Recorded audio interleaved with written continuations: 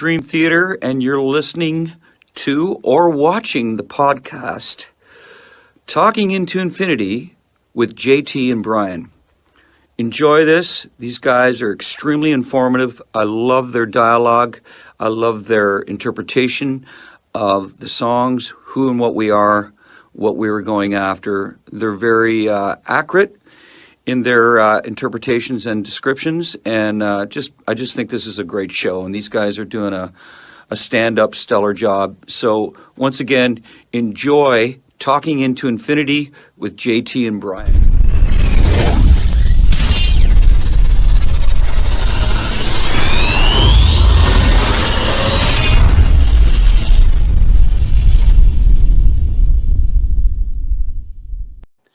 Hey everybody, Jordan Rudis from Dream Theater here, and you are watching Talking into Infinity.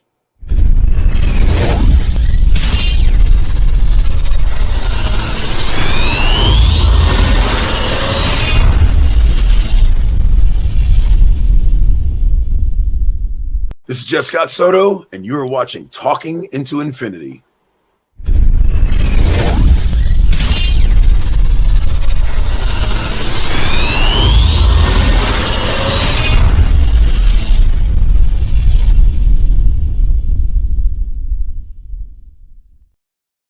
What's up, everybody? Welcome to another episode of Talking into Infinity, a Dream Theater-centric podcast. I am your host, John. We are live on Facebook, YouTube, talkingintoinfinity.com, the CMSnetwork.com, and the CMS Network Rumble page. We are at those locations every other Thursday at 7:30 p.m.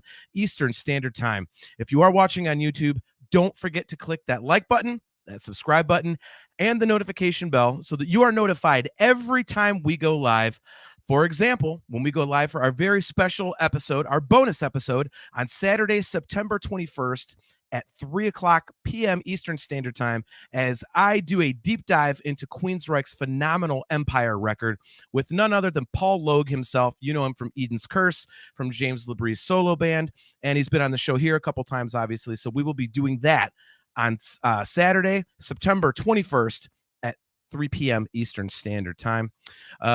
Without further ado, let me bring on my esteemed co-host who has a punctuality problem. Brian, it's nice to see you less than a minute before showtime. Glad you could make it. I am here. So we have two new intros real quick. Yeah, I had to go a little intro crazy there. I just had to show those off. So the good was we've got Jordan and Jeff Scott Soto now added on to James. The bad is what is with those pictures of us on the side. Dude, could you? I look like a poor man's version of Stephen Wright, the comedian, or something like. Yeah, it's a work in progress. I might have to ask Aiken to kind of like doctor those up a little bit. A little lead-in time on the new James one would help as well. So yeah, and you look like an even poorer version of Fred Durst or something. I don't know. Right? Those are, that's not two award-winning compliments there, right? Oh my God, my not my best look, but yeah. So had to show off the new intro. So huge thanks to Chris Aiken and Jordan Rudis and Jeff Scott Soto for getting those taken care of for us. That's awesome to have those. And yeah, it kind of sucks that your schedule does not allow you to do the Paul Logue Queensryche deep dive, man. That sucks. Yeah, it does. I mean, if you would have asked me beforehand, that might have helped if we could pick a date. But just go ahead. I went by his schedule. I kind of got to go by the guest's schedule. Yeah, but why don't you ask me what the options are before you book it? I mean, that only makes sense. But hey, I asked him to give me options, and then he gave me one, and there it was. Yeah. Right. So, besides, look. We have a show. Stop buying football tickets until you know what we're doing with the show. So wait till I don't know, the week of the game. Yeah. I mean, come on. Do what everybody else does. 35 minutes before kickoff. That's when we usually know what we're doing. You're out tailgating like, I think I'll get some tickets right now. Yeah. But so yeah, real quick, it looks like the chat's filling up. Doug McCauley, good to see you. He says, did my homework for this one. Forgot how garbage 2005 was because I was too busy listening to DT8. Octavarium, obviously. Rocket Man, good to see you. He says, agreed, Doug. It was hard to find good albums. Zauberer96, great to see you, buddy. Says, I just came back from a great Symphony X concert in Munich. Awesome. Brian was actually at a concert last night, correct? Yes, Powerwolf with Unleash the Archers. And I have to send you this picture The guitar player from Unleash the Archers is a dead-on ringer for our one and only, the guy that doesn't sign our not paychecks, Chris Aiken. So I will text you that picture later, and you will die laughing. Okay. And Chastity Crawley, always great to see you. She says, I used an album that my then boyfriend's older brother actually bought and we listened to. All right, so there we go. We've already got some people chiming in. This is going to be fun, dude. I like doing these. I like doing these lists. It kind of, takes me back and reminds me of what the heck I was listening to at that time. And it's also kind of interesting to me because I find stuff by bands that I didn't get into until later. So it's kind of like a time travel experience for me. This one was difficult, though. Kind of like, how Doug was saying, I had to look up multiple lists. And usually the very first list I look up, which is just a giant Wikipedia list of what came out that year, is good enough. This was not the case for 2005. So that was not, not easy. And I know you said you had a hard time. I wonder if our special guest hosts had a hard time as well. Let's bring them on right now. Of course, it's Bob and Bob from the Two Bobs cast, as we announced. Guys, thanks for coming on the show. What up? Thanks, guys. What's happening? What's going on? All right, so I'll pose the same question I just posed to Brian, so you guys can discuss real quick. Was it difficult finding 8 records from 2005 that you're like, yeah, I would definitely. Oh my God, yes. It was awful. No, it wasn't. Okay. Yeah, for Brian? me, I had a bunch, like 17, I think I found, but I don't know. Nice. Holy crap, 17. Yeah. That's like being 2003. I had a bunch and I was like, wow, I didn't think there would be that many. And yet there was, so that was kind of cool. I found enough, but just enough. Like just squeaked it in over the finish line. Yes, just squeaked it in. Nice. And I love the Stephen Wright and Fred Durst there. You got break stuff and you got broken watermelons in the first few rows there. So that's perfect. That was great. Well, that's Gallagher, but you're close. Or whoever. Gallagher, that's right. He's Well, too maybe he focused on looks his like Gallagher list. too. I don't know. Yeah. Stephen Wright. Right. Stephen Wright. Didn't Steve Wright have the afro? Yes. Yeah, Yep. a little bit of one, yeah. All right, so Brian, how difficult was choosing these records for you? Well, I had talked to Hurd a little, and to distinguish, we'll say Bob Hurd is Hurd, and the other new Bob, as I call him, New will Bob. will be. What do you want to be called, new Bob? You want to be New called Bob. Mr. H? Just Sure, Bob? that's what they call me on the podcast. Mr. H. All right, so we got Mr. H. We got New Hurd. Bob. So I talked to Hurd earlier, and there was a couple that we knew were going to possibly cross over, so we sort of split those up between us. But I needed those albums a lot more than he did when he told me he had 17 of them.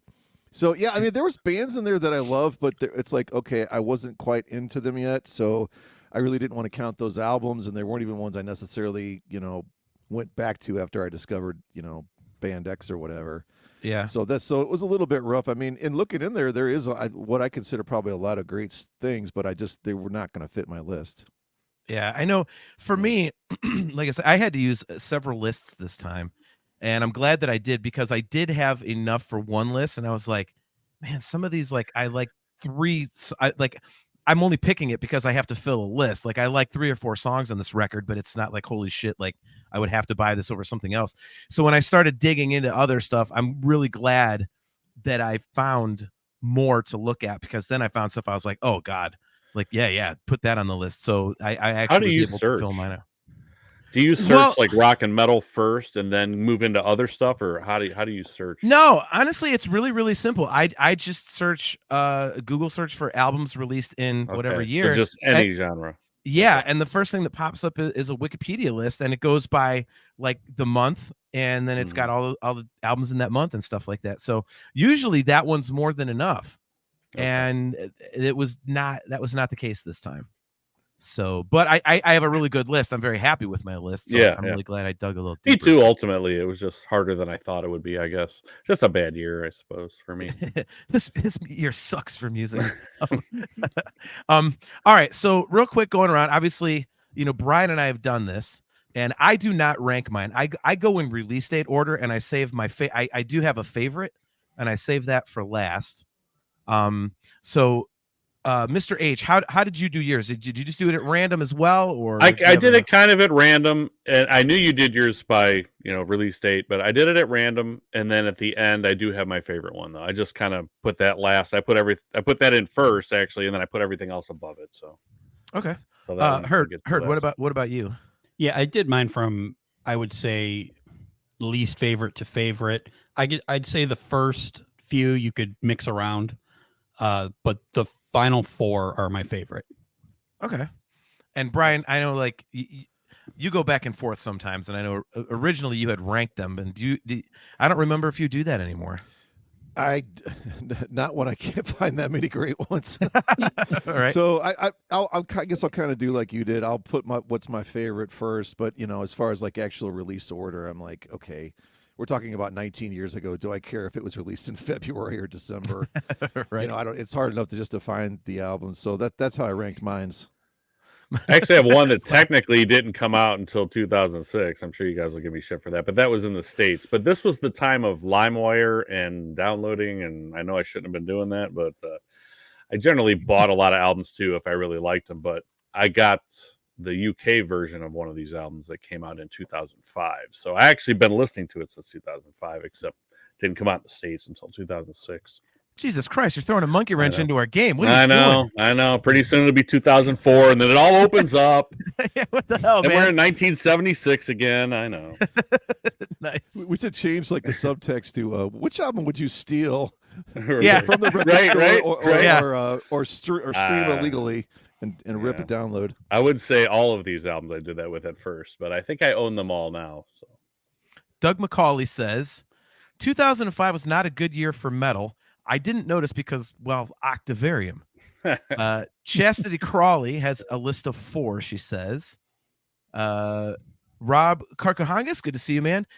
He says, I made a short list, in quotes, of 17 CDs I own that I liked from 2005. Nice pronunciation. Do you know that guy? I check pronunciations like wow. Whenever somebody comes on. So I try not to butcher people's names. I don't want to be rude, especially because we've got like some people from other countries that tune in and stuff. So I really try and be as global. Exactly. International as shit. He's also known as Canadian Rob. We met on the cruise. Okay. He's a friend of the, he's one of those guys. Friend of the Potter Than Hell Hell contest. Yep. All right, so we'll go in the order I've been asking the question. So I'll go first, and we'll go Mr. H, then Hurd, then Brian. So we'll just go in that order, and we can discuss. And if we have overlapping, then just take it off your list, and we can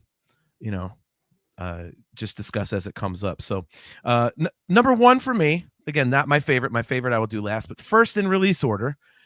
This is a record that was released on March 1st of 2005. And if I could not buy the new Dream Theater record, the next best thing would be to buy the debut solo record by Dream Theater guitarist John Petrucci, Suspended Animation. So I wasn't sure if Brian was going to consider this cheating, but I really didn't give a shit. This crowd's going to like that one, I think. I know. It's like, how could you not grab it? So, I mean, Jaws of Life, Glasgow Kiss, I Love Damage Control, obviously. I mean, it's just, the whole record is great. I mean, both of his solo records are, I mean, it's kind of weird to say that a solo instrumental album would have kind of some crap tunes on it, but I think any of us who listen to those sorts of records, we know that there can be a damn lot of filler on those sorts of releases, and John Petrucci has absolutely none. So I'm not sure John Petrucci can write filler. I was just about to say that. That was going to be my next comment. Yeah. That's Doug McCauley. He says, I had that one too, but didn't see it on a list. Doug, that's exactly why I dug into it, because I didn't have that till I got like 3 lists in. I was like, oh shit. Yeah, here we go. So, I love it. I think all of us Dream Theater fans can agree that it's an absolutely kick-ass record. The stuff was even better live when we saw that, obviously, a couple years ago. And for those of you who are bourbon drinkers, if you have already purchased or do purchase a bottle of John Petrucci's Rock the Barrel 2, he is doing a virtual tasting next Tuesday night at 8 p.m. So you can hang out with John Petrucci and talk some bourbon And then at 9 o'clock, you can watch the presidential debate, because I'm sure that's what all of us are looking forward to. Right. So, Good thing you have the bourbon. I know. That's what you need the bourbon for. That's why he Right. scheduled it for an hour before the debate. Exactly. Perfect He's like, call. get us all lubed up for that trash. Anyway, so I've got suspended animation first on my list in terms of release order. Mr. H, what do you have first on your list? I have some people that I believe Chimera. I have their self-titled album, August 9th, 2005. This is their third album. Yep. It's a local band to Cleveland here that sort of made it nationally. They got real popular. I remember seeing them in the Sounds of the Underground in 2005. I think it was at Nautica with Lamb of God and Guar. I think Opeth was there too, heard. But it was this is a really good album. It's their third album. I like the first two better, but in this year, this was definitely up there for me. I like Salvation, Comatose, Bloodlust. There's a lot of really good songs on here, and on this album, all their songs kind of sound similar, so you know what you're going to get right off the rip. So yeah. But this was recorded in Spider Studios. Is that in Strongsville? Because I know Lamarca's from Strongsville, and Ben Schigel, is he from Strongsville? I went to high school. Lamarca was a year or two older than me. Schigel was a year younger. The Strongsville High School? Yeah, Strongsville High School. Andals was Strongsville. And it is in Strongsville. It's actually I recorded four things there. Like did you Gatlin record there? Yeah, we did. Nice. So we did 4 different things there. Nice. And it was actually right down the street from where I grew up, which was really weird. It was kind of ironic being like walking distance to my childhood home when I was like recording in the studio. I'm familiar with that area, but we won't get into that and bore everybody. But I was kind of wondering where that is. But anyway, that's cool. I thought it was in Strongsville, and there's been quite a bit of good stuff's been recorded there too. That guy, he knows what he's doing. So But anyway, this album sounds great, and that was my first album from 2005. If I couldn't get Octavarium, which I probably wouldn't have anyway. So just being honest. What the hell are you doing on the show? I know. Get off of there. Nice. So real quick question. We'll get to Herd's first choice. Yeah. So you actually prefer the first Chimera record over the self-titled, like the first over the third, huh? That was when I first got into them. I don't know that I prefer that album in particular over this one, but those two I listen to all the time. And this one kind of surprised me. This one kind of jumped up on me at the time. And I didn't even know it was out. And then I started listening. I'm like, oh my God, this is really good. So that Sounds of the Underground show. And I've seen them a bunch of times too. So I think they might have even been on one of those Music as a Weapon tours with Disturbed. I think they were on one of those too with Lacuna Coil and some other bands in it. They've always been great live. I haven't made it. I made it to a couple of those shows they do between Christmas and New Year's every year. Oh, Chimera Christmas, yeah. But I've been to a couple. It's the easiest name ever to remember, right? But I've been to a couple of those, but not all 10 of them or however many there was. So, but yeah, I've always been into them. So. Awesome, even for very cool. Marcus Reyes tuning in. He says, "Hello, everybody. My first live show with TII. Watching from work tonight, so I'll be in and out throughout the show. Well, good to see you, man. Thanks for tuning in. Appreciate the support, dude. Hopefully, you have a good time here. So, good to see you, man." So Doug go ahead, Jim. Yeah. Oh, I was going to say, Doug McCauley's got Striper, Reborn, for no reason, he says. Rocket Man has 20 by Robert Cray. All right, very cool. Well, there's a guy I didn't think I'd see in here. Yeah, I know, right? Right, yeah, me neither. Great blues player. Yep. All right, Herd, so what's number one on your list? Or at least your first lowest? So my first record, this is a band I got into right from the beginning. And when I first heard about it, I thought it was a joke. I thought there's no way this could be serious. Hollywood actor Jared Leto came up with a band, 30 Seconds to Mars, and their first record came out and it blew me away. It was incredible. I loved it. And again, I was in from the beginning. Probably nobody else in the world really likes that first album. My album for 2005, released August 30th, their second record, A Beautiful Lie. This was not quite as good as the first one, but ended up with what they did later on. This was about as good as they've done. The one after this, I know Brian likes a lot. This Is War.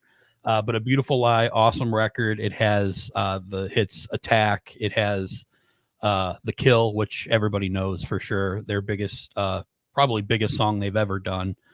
From Yesterday also was a big song.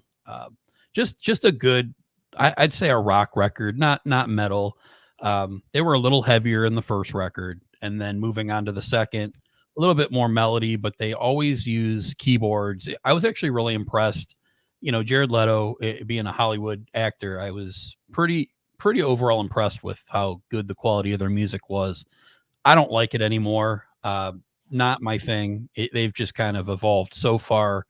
Strange for me. A lot of more ballads, a lot more electronic stuff. This was more rock. So yeah. So my first album, Beautiful Lie, 30 Seconds to Mars. Awesome.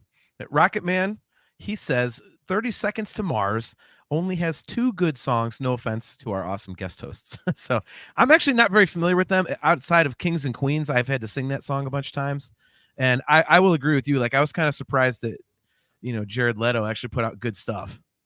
I was like, wow, okay. Usually the Hollywood actors in a band thing doesn't work out pretty good. But this, I'll give him a lot of credit, man. Like, it actually sounds good. Rob Carcahangas, he's got Canada Rob, sorry, has strapping young lad, Alien Love Secrets.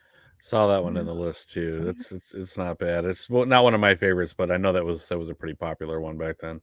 Yeah, I like Doug McCauley's comment too. Is better at music than acting. I think I might agree with that. Yeah, that made me laugh. He's in the upcoming third Tron movie, which has me scared to death because I love Tron. Right. I don't want his me too. All kooky and messing it up. So. Right. Yeah, me neither. Yep. So, all right, Brian, what do you have on your list? Your first choice here. I've got one of your all-time favorite frontmen for this band. We've got the second album from Audioslave. I was waiting for that. Out of Exile. Not surprised. So we've got good news and bad news. If you loved the first one, you'll love this. And if you hated the first one, you'll hate this. I mean, John, you cringe at the mere mention of Chris Cornell's voice, I think. That makes me sad. Yeah, it does. I mean, I do understand what you're kind of saying with Richie Kotzen, and that I think he sort of overdoes it to the point of, But I don't know. There's just something about Cornell's voice. I mean, the opening riff, "Your Time Has Come." It's like it's almost a carbon copy of Cochise on the first album. But like the way the guy carries a song, and then we go into the title track, and it's just like everything's just kind of this slow marching dirge, like, oh, it's like, oh, Mom, do we have to go, to the store with you or whatever? You know what I mean? It's like you feel like this draw. I want to go. Yeah, the slog and this drag, but man, the way the guy just carries the melody on all this stuff. Be yourself. I mean, we've all been down these roads before with Chris Cornell, but it's okay because he already told us that he's the highway. I love the great song on there though called the The Worm, man. There's a great song called The Worm. The riff on there, it's like this greasy boogie that's kind of owes a little bit more to maybe Skinner than Soundgarden, and it's got all the Tom Morello squeals in the solo. I mean, look, we get 12 songs, we get 53 minutes. We've talked ad nauseum, Bob and I, and sometimes John, you and I have too, like. We can cut this down, Let's get us down to 9 songs in 42 minutes. But Cornell's just one of those people that I just think he's gold when it comes to laying. He knows when to lay back on a song. He knows when to push us to the cliff, and he knows when he's like, hey, we're going over the cliff too, And then I just think he knows exactly what a song needs, and always been a big fan of his voice and his music, and I think this album still holds up. Insanely talented guy. I have all the respect in the world for him. Outside of the whole suicide thing, that kind of blew. But agreed. Yeah, it's the tonality of his voice. He's such an incredible singer, and I just can't stand the tone of it. So Doug McCauley's with you guys, man. He says, "Love you, John, but you're wrong about Cornell." Chastity Crawley, she says, "I'll throw in one of mine. Children of Bodom's Are You Dead Yet?" Yeah, that is one of my ex. That's the one my ex's brother bought a couple months after we broke up, but still invited me over to listen to it. That was a cool band. I kind of liked them. Some of the stuff, not all of it, but a band I did really like, though, especially this album, which happens to be my favorite record by this band. So it was a nice little happy coincidence that came out 2005. It was released on March 8th of 2005. I am talking about Black Label Society's Mafia album. I really like, a lot of Black Label. I'm a big fan, but I would definitely say that a lot of the albums, it's basically either killer song or complete filler. There's not really average stuff on a Black Label record. This one I think has a lot of standout tracks. I still really, really enjoy In This River. It's such a, like, it's just so emotional knowing what it's about. I mean, it's, for those of you who don't know, that song is about Dimebag's murder, and I didn't realize how soon this came out after that. I mean, it was excuse me, it was like barely 3 months after that happened, because like I said, this album came out on March 8th of 2005, and Dimebag was shot December 8th of 2004. So, I mean, it was like almost like, basically 3 months to the day. And I'm thinking, how quickly did he do this song and then have to turn around all the production and, all that kind of stuff. So anyway, but You Must Be Blind is a song no one ever talks about, but it's my favorite song on the record. It's got so many great, it opens with Fire It Up. And I mean, it's Zakk Wylde just riffing his ass off. So nothing wrong with that. Yeah. And yep. I wish that this record had the production that the most recent Black Label album had, because that record is bass heavy and just it's the first one of his albums that actually sounds awesome. So I would love to hear that production and other stuff. But you into that Zach Sabbath too that Zakk Wylde does? You know what? I haven't listened to it yet. Thank you for reminding me. I'm gonna listen to that tomorrow, because I keep meaning to do that, and I always forget to do it. But I'm sure I would dig it. So. Good. It's good. It's almost the best way to listen to Black Sabbath actually these days, because it sounds so good and it's authentic. It's just fantastic. Yeah. All right. So that's the second on my list. What about you, Mr. H? I've got a band from New York City hardcore, Propane, with Prophets of Doom. This is their 9th album. They were originally the Crumbsuckers, but I first came across them in 1994, opening for Testament. It was Green Jello, Testament, Propane and Testament. But I saw them twice with open for Testament at Flashes, 94, 95, somewhere in there. They were great. That was Foul Taste of Freedom was their first album. But this album's got Neocon, Un-American, Hate Marches On. If you listen to Propane and you like, it's just New York City hardcore, but with great riffs. It's a little bit more metal than it is kind of punk hardcore, if that makes sense. Sure. But it's Tom Klimchuk. He wasn't in the band at this time, but they just already had this mountain of just different riffs they could pull off of what he created. He was an amazing guitar player, but I've seen him a million times, places that don't even exist anymore, 4 or 5 of them now. I wish they'd play here again. Last time I went to see him was like in 2017 or so. I think it was at the Agora, and they canceled it because I guess they couldn't get across the border. I went to the Agora. I didn't even know. Went to the Agora, and there's a sign on the door that said the show was canceled. I'm like, great. But I've seen them at Peabody's with like enough people where I could count. I could actually count how many people. There was like 53 people there or something. It was awesome. What? It's like having them play in my basement. I'm sure it wasn't great for them, but to give them credit, they put on an amazing show. It was awesome. So I know it was probably right around this time, but they just don't play in the States much. They play festivals overseas. That's where their huge crowds are, and that's where they make their money. So wish they'd play here. But this is a great album. It's produced fantastic. If you like that sort of thing, if you've ever heard of them, does not disappoint. This came out June 14th, 2005. They also had a best of album 2 came out this year too, and it's got great songs on it too. If you can find any of these, a lot of them are out of print now. So, but these are ones I couldn't even download. I couldn't find them. Like I actually had to buy these. I had to order some from Europe. Like I couldn't even download this stuff. But it's a fantastic album. Sure. Rocket Man has Dirty Diamonds by Alice Cooper.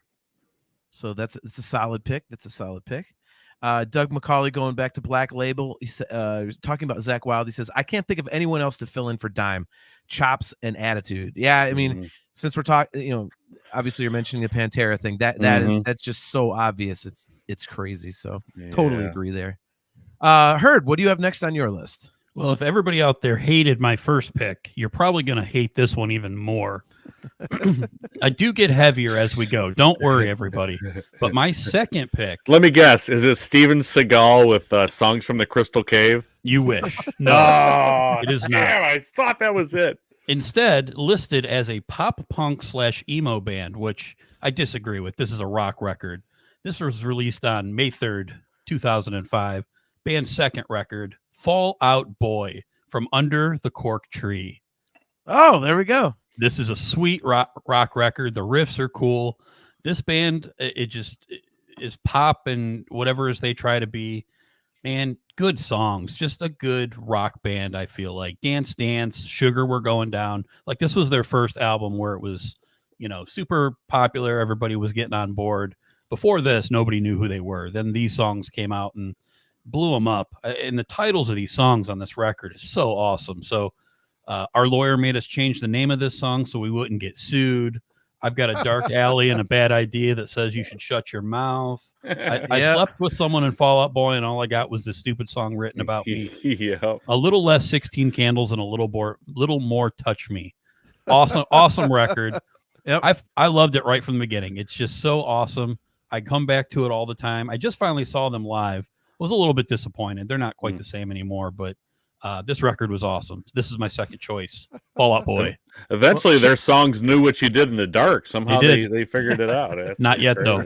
Not yet, but eventually they figured it out. Smart guys. Yeah, smart songs. Chastity Crawley says, I think John has one that was released on May 3rd. Yeah, this one.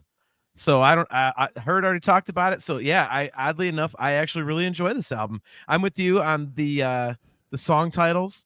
And like you said, it's catchy. Yep. And I think it's a little more raw. Obviously, they got a lot produced, as time goes on. Still catchy though. Yeah, I mean So I couldn't explain it anymore, any more clearly. Chastity says, nope, a different one. I only have one May 3rd record on my list, Chastity. So this would be it. So Rocket Man says, heard, you've gained my respect, sir. That Fall Out Boy album is a good one. Yeah. Doug McCauley says, Bob number 2, I'm getting an emo vibe. Not that there's anything wrong. Do you, man? Just wait. I'm all over the place. Just wait. There you go. Maybe all 2 more records. Just wait. Right. All right, Brian, what do you have next on your list? It was 8:03, September 2024. I was sitting there and heard was no longer. He will now be known as Fallout Bob. Not Fallout Heard. Fallout Bob. Oh. That's where I was. I'll never forget where I was when that happened. It's no longer heard. There you go. I think this made our 2003 list. If I'm not, we've got Dragon Force again. All right. Yeah. Inhuman Rampage. Look, when I was writing this, I was trying to remember what I wrote last time, and it's Dragon Force. I mean, it's like what are we gonna say? You're gonna get the same thing from this band every time. It's like a blistering journey through the worlds of fantasy. I mean, let's look at your song titles. It starts out Through the Fire and the Flames, Storming the Burning Fields, Operation Ground and Pound, or as it's more commonly known, A Sleepover at John Drake's House. I mean, we know exactly what these songs are going to sound like before they even start. Oh my God. That's way better than Gallagher. Yeah. Oh my God. Or Stephen Wright for that matter. No, but I mean, you guys talking about titles, stuff. like you know exactly what they're going to sound like. Cry for Eternity, The Flame of Youth. We finally get to the very last song, and it's a ballad. It's like the only time I think we're even. Well, it's definitely the only time we get under 180 beats per minute. I think, and this time we actually get down, like 90 or something. We get a little bit of synth pianos and stuff. But, man, just a great band that delivers. And I think this was the album that they had the Guitar Hero song on it, wasn't it? Was it Through the Fire and the Flames? Yes, yep. That's yeah, the so one. that like catapulted them, I mean, I guess there's a world where we don't have Dragon Force, but I don't want to live there, guys. I don't either. It's one of those bands that I've just never gotten into. Like, I don't dislike them. Yeah, not a big fan. I never I don't dislike them, but I don't go out of my way to search it out, which is weird because it's basically almost like from what I've heard, it's almost like a faster, heavier kind of like Racer X in a way, like from like the first Racer X record when they were just total like speed metal, but the polished up Yeah, I've actually Yeah. seen him 3 times, and not one time did I ever go see them. So Yeah. Look at Rocket Man. He says, I miss Dragon Force. Crap. See, this is why I had to go through multiple lists, man. I had the same thing. And when I dug into more lists, I was like, oh shit, I missed that one. So one I did not miss, and I can quite confidently say that I am going to win the prize tonight for a record that none of you even looked twice at, or 3 or 4 times at, and is also the mellowest record on anybody's list. This is actually a guilty pleasure band for me. I think they kind of fall under the Black Label Society thing of either really good songs or total filler. But this record to me, like Mafia, has a lot of really good songs that I really, really like. And it was released on March 22nd of 2005, and it is a self-titled album by the band Lifehouse. So, yeah, it's I almost never talk about the fact that I like a lot of these guys' songs. Secrets probably a John. good call. Hey, look, man, look. I mean, Yeah. it's dude. Well, the way that first Not of all, Firehouse, right? Lifehouse, right? no, I They're love two different I like houses. Firehouse too, man. Okay, Yeah. okay, I do too, but Lifehouse, no, not so much. But Lifehouse. well, so I mean, whatever that first song was, that hanging by a moment here with you, that one, like, that was a catchy tune, so whatever. And whenever I'm driving home from gigs, my whole life, like, my ears are blown from all the volume and just being on 12 in terms of being social and talking to people. Like, I always have had this habit of just listening to mellow stuff in the car on the way home from gigs. And I found more Lifehouse stuff as time went on, because I liked the couple songs on that first record. And I was also dating a really, really hot chick who loved that album. So it kind of, you know. It's your wife now, right? No. Oh, Yeah. No. Oh, She's I could say disparaging things, but yeah, she's not what she used to be. Not in terms of like attractiveness. She just turned out to be a kook.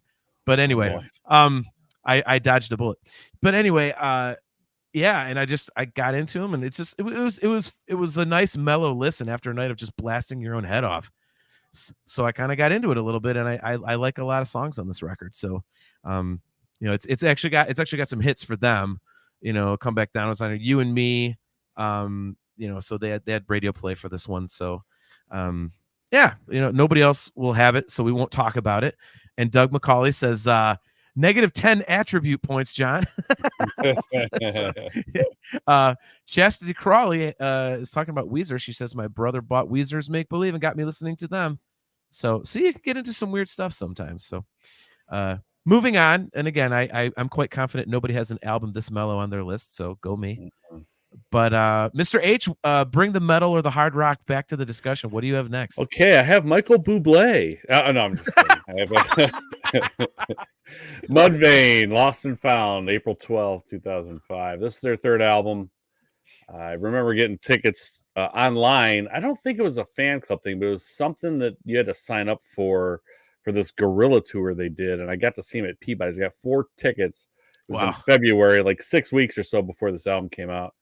And I remember we had to stand outside in the cold because everybody was on the guest list. So you just had to walk into Peabody, show them your ID, and they had to find your name on this huge list.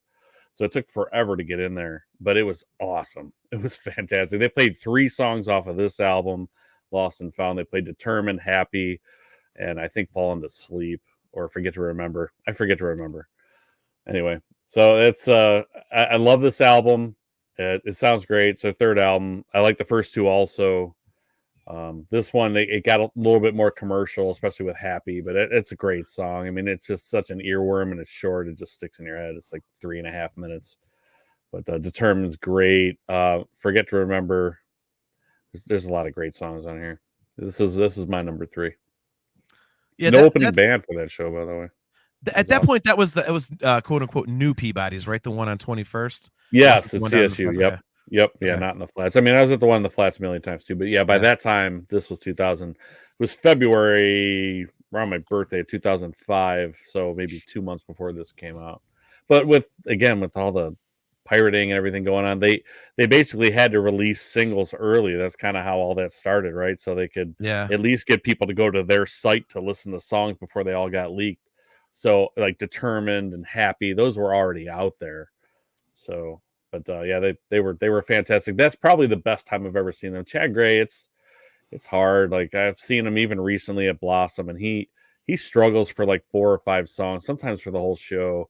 It's just I don't know if he's just pushing too hard to sing this stuff. He's always spitting, and this show I remember they did Determined first, and he kind of got it out of the way. He got whatever was blocking him, and then he was great the whole rest of the show. It's probably the best time I've seen them, honestly. So awesome. All right, Herd, what do you have next on your list? So continuing my sadness of 2005 with my emo stuff, my third choice is a South African band. This is their third studio album, and I think they're best. This is the band Seether in the album Karma and Effect. that's a good one. That almost made my list. Yeah, these guys just write catchy rock songs. Yeah, he's depressed. Yeah, he's upset. He was with the Evanescence chick. It didn't work out, and his life is over. And I don't blame him. She's pretty awesome. So, so it sucks for him. Great album, I think. This one has Remedy, The Gift, Truth, some ones that they don't play all that often on the radio, Because of Me, Worlds Fall Away. Great songs. It's really a great album. Like I said, you'll be sad listening to it. The guy's not happy at all, but just see their solid band. They're just everything they do is at least decent, and I like it. They're still good live. I just seen them Sonic Temple recently, so good band. That was my third choice, Karma and Effect. Do you get a Kurt Cobain kind of vibe from him? A little bit, yeah. I think he sounds a little bit like him, and his kind of subject matter is kind of sad like that too. You know, it reminds me a lot of Kurt Cobain for whatever reason. I just wonder if I was the only one. The fact they did that cover of Veruca Salt, Seether, that's like one of the coolest things Veruca ever. Salt. It's so heavy the way they did it too. It sounds awesome on it. I loved that song anyway. I just thought it was a fun song, and then when I heard like, wait, Seether's doing a cover of Seether, like how perfect is that? Yeah. It's Inception. It's a dream and a dream and a dream. Right. And that's where they got the name from. They fully admit that. So I mean, that's oh great. really? I didn't even know that. Yeah. All right, so we have a new chat comment from Gabe Little. He says, "What is this about? I just found it on my recommended after looking at an old Ozzy Osbourne performance." So this is a podcast called Talking Into Infinity, Gabe, and it's about Dream Theater usually, and sometimes we do off shows, and this is one of them. And basically what we're doing right now is picking records we would purchase in 2005 if we weren't allowed to purchase the Dream Theater record that came out in 2005. So that's what you've stumbled into. So we've got over 80 back episodes. If you want to look up what we've talked about before, you could check it out there. So thanks for tuning in for a second. All right, Brian. So what do you have next on your list? This is what we call in show business a callback. Chastity Crowley mentioned Weezer Make Believe. That was her, right? Mm-hmm. Yeah. Mm-hmm. Yeah, you know, nobody's ever accused Rivers Cuomo of not putting out enough albums. Okay, now just take a guess. How many albums has this band put out since 2019? How many albums? Just take a guess. 2019. Make a guess. 3. Since 2019? Yeah, just 7. Take a guess. 8. 7. Jeez. 8. Wow. We don't even make fun of John's hair 8 times in a podcast. Speaking of which, can you pull off that hat? What's going on with it now? The world wants to know. I almost cut it off last night. I got a glimpse of it earlier before the podcast. Wait, we're talking about your hair, right? Oh my god. It's glorious. It's still there. Dude, look. I'm growing it out, and it's just gonna be what it is. Okay. It's just definitely deal with it. what it is. I don't know what it is though. That's the problem. You old bastard! Shut up. All right, so back to can't do more than a buzz cut. Back to 2005. Back when you might have had hair. Yeah. So we open with Beverly Hills. Now, John, you've played this in cover bands before too, right? Oh God, yes. Yeah. So this is always one of those songs that, and you can relate to this. Like, hey, it's super easy to learn, right? But when you go to play it live, it never sounds good. I don't care who it is. There's a certain like swagger to this song. There's a certain attitude that like only they can like really pull off and make it sound good. And in my estimation, yeah, it's just a cool laid back groove about it. And you know, it's what he does best, make fun of stuff, right? Yep. But Perfect Situation was another big hit off of here. I love that it's got that cool fuzzy intro guitar solo, and there's a cool kind of sloshy cymbals and hi-hat that goes on. You get a nice piano in the verses. So I love the way that they're able to break up the instruments. And a song on there called "This Is Such a Pity." It sort of twists around the riff on Greg Kinn's breakup song, who's R.I.P. Greg Kinn. Yeah, right.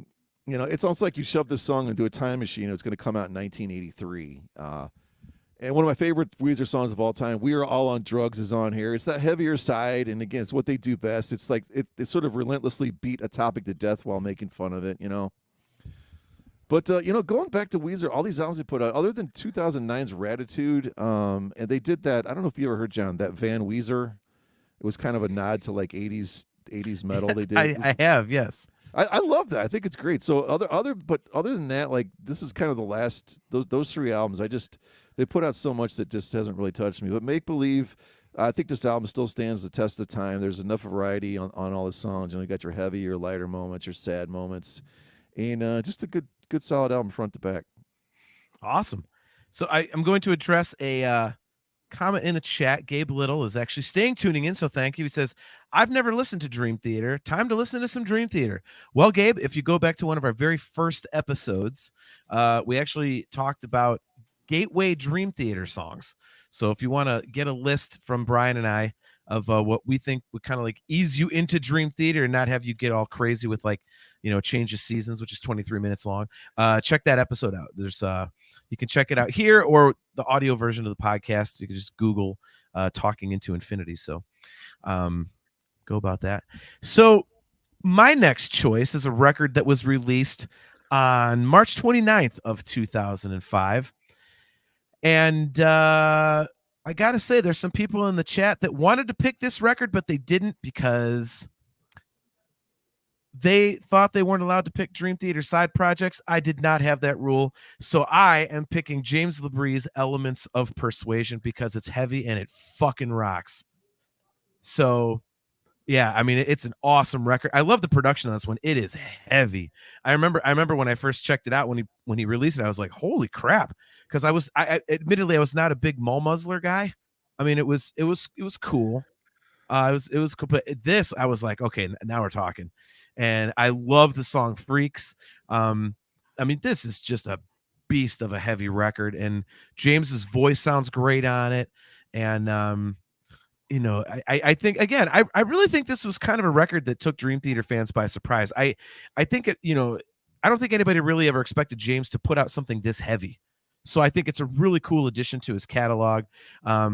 I think you can kind of bookend his catalog by this one and then the most recent one, obviously, Beautiful Shade of Gray. Goes from heavy to light. And I think it provides a lot of light and dark, which is awesome. But yeah, this is just a heavy monster of an album, and I go back to it a lot. And I'm just a big fan. I know, Brian, you and I have talked about it a bit on the show. Mr. H and Hurt, are you guys familiar with this one at all? I am not. Not at all. No. Okay. You say it's heavy, though. It got my attention. Yeah. If you like James LaBrie's voice, and this was kind of like, he was really at a strong point here. If you like James LaBrie's voice, you'll love the music underneath it. It blends really well. It's really good. So highly recommend that. Doug McCauley says, agree, John, banger of a record. Hopefully I get my attribute points back for the Lifehouse choice. You're at a +5 now, maybe, or something. Yeah, right. There we go. Oh my God, that's awesome. Chastity Crawley says, Gabe, welcome. We have a lot of fun here. Dream Theater is an amazing group. Yep. Yeah, the chat is awesome in here, Gabe. I gotta say, I'll shill for our buddies in the chat. We usually get a lot of people talking and throwing in their 2 cents, and they're a great bunch of people, and it's fun to sit here and bullshit music with them every other week. So Doug tells us to get it in us. So I don't know what that means, but I better start listening before he gets it in me some other way. Yes, My yes. goodness. Doug's gonna give it to you. There we go. Wow. So before Doug gives it to you, what do you have next on your list, Mr. H? I have one of the more criminally underrated, especially live bands. You guys have talked about them recently, I know, on your podcast, and I believe we might have all just seen them open for Wolfie and Mammoth here at Nautica, and that's Seven Dust with Next, October 11th, 2005. And we have our first crossover. All right. Yep. I figured this was going to be on some list because it's a really, really good album. This is their 5th album. I've liked Seven Dust from day one. They've never really disappointed me. Some albums are stronger than others, like everybody, but man, I really like them. They're so good live. So good.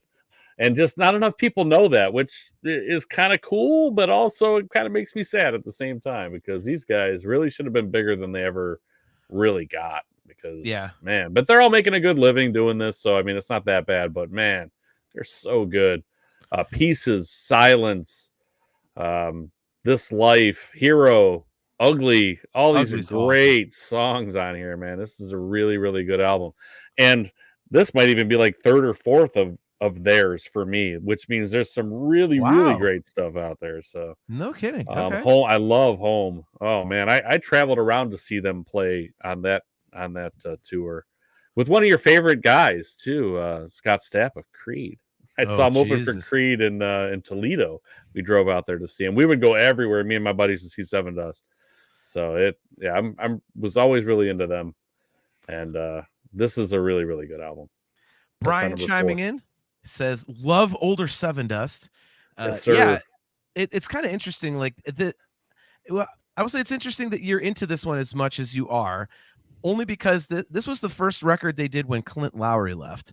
I know. He obviously Sonny Mayo, right? Yeah. Yeah, exactly. Yeah. And I like this record, obviously. That. Yeah. I think like some of a teeny bit of the melody, you could hear it missing, and a little bit of the complexity in some of the songwriting, but it was very minimal. I think you'd have to know what you were listening for. The Lowry brothers are exceptional songwriters. Songwriters. So you do miss him, but in this year, this was up there for me. So, and I'm not surprised it's on multiple lists. So I didn't like this album when it first came out, and I'm as big of a Seven Dust fan as there is. Yeah. This one had to grow on me over many years. Did it? Yeah, so I didn't really start loving this album until they actually played a lot of it live recently the last couple times, and it just sounds awesome. Killer live. It's heavy. It's one of their heavier albums. It's awesome. Well, I mean, that's what I know. I think you can kind of say that about all of the Sonny Mayo records, really, if you get into it. I mean, but I think that was more his writing style. I mean, he came out of Snot and stuff like that. And, but amazing. Yeah, I agree with everything you said about Seven Dust. I think there's so many like quote unquote new metal bands around this time that got so much bigger, and I do not understand why. Yep. I mean, if they would have gotten pushed, Creed. Oh God, don't get me started. I know. I've heard the story. Don't get me started. I know. Oh my God. So we have Gabe Little is actually listening to Dream Theater along with us, and he said, "I'm listening to a song called Panic Attack, and the way it's structured and the dude's voice kind of reminds me of a band called the Mars Volta." All right. Okay. Get out of my head, Doug. Nice. Rob Carcahangas, he has Clutch, Robot Hive / Exodus, Rocket Man, The Black Halo by Camelot, and Doug McCauley has Ascendancy by Trivium. Get out of my head, Doug. So there we go. All righty. So Herd, what is next on your list? Speak of the devil, thank you, Doug, for the intro. That was very, very impressive. Damn it. I knew I should have went with that one next. Son of a bitch. Yep. My next choice would be early metalcore band Ascendancy Trivium. Ascendancy. Great album. This was their second. And fantastic. Just so good. The riffs. This is when they were comparing Heafy to James Hetfield. I remember all the different, comparisons. I think, didn't they get signed? I think because Lars liked them. I think that's, I don't know, maybe I'm confusing it with another band, but yeah, this is a great band. This album is awesome. I know Hendrickson is really into them going forward. I know he likes a lot of their newer stuff. But this started it all for me. I remember I just seen these guys on like a MTV2 video, something. It Rain, Pull Harder on the Strings of Your Martyr, a gunshot to the head of Trepidation, Light Fire to Flies. I mean, it's a killer album, and I just can't say enough awesome things about it. He mixes the screams and the cleans so nice. Just an awesome record. So I'll let everybody else kind of chime in on it. It's an awesome record. That's my next one. So yeah, I don't have much more to add to that other than this is the first that I heard of them. I was kind of blown away. I can put this on first to last, and even the intro, is fantastic too. So it's it's so good.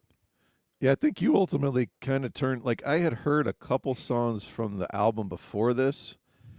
Ember to Inferno was the first one. Yeah, okay. What's the song? We Are the Fire or something? Yes, I believe so. Is that the name? Okay. And I thought it was kind of a little bit, it sounded a little immature, kind of childish. Yeah, agreed. And then Bob, you actually gave me a copy of this, and I was like, wow, this is.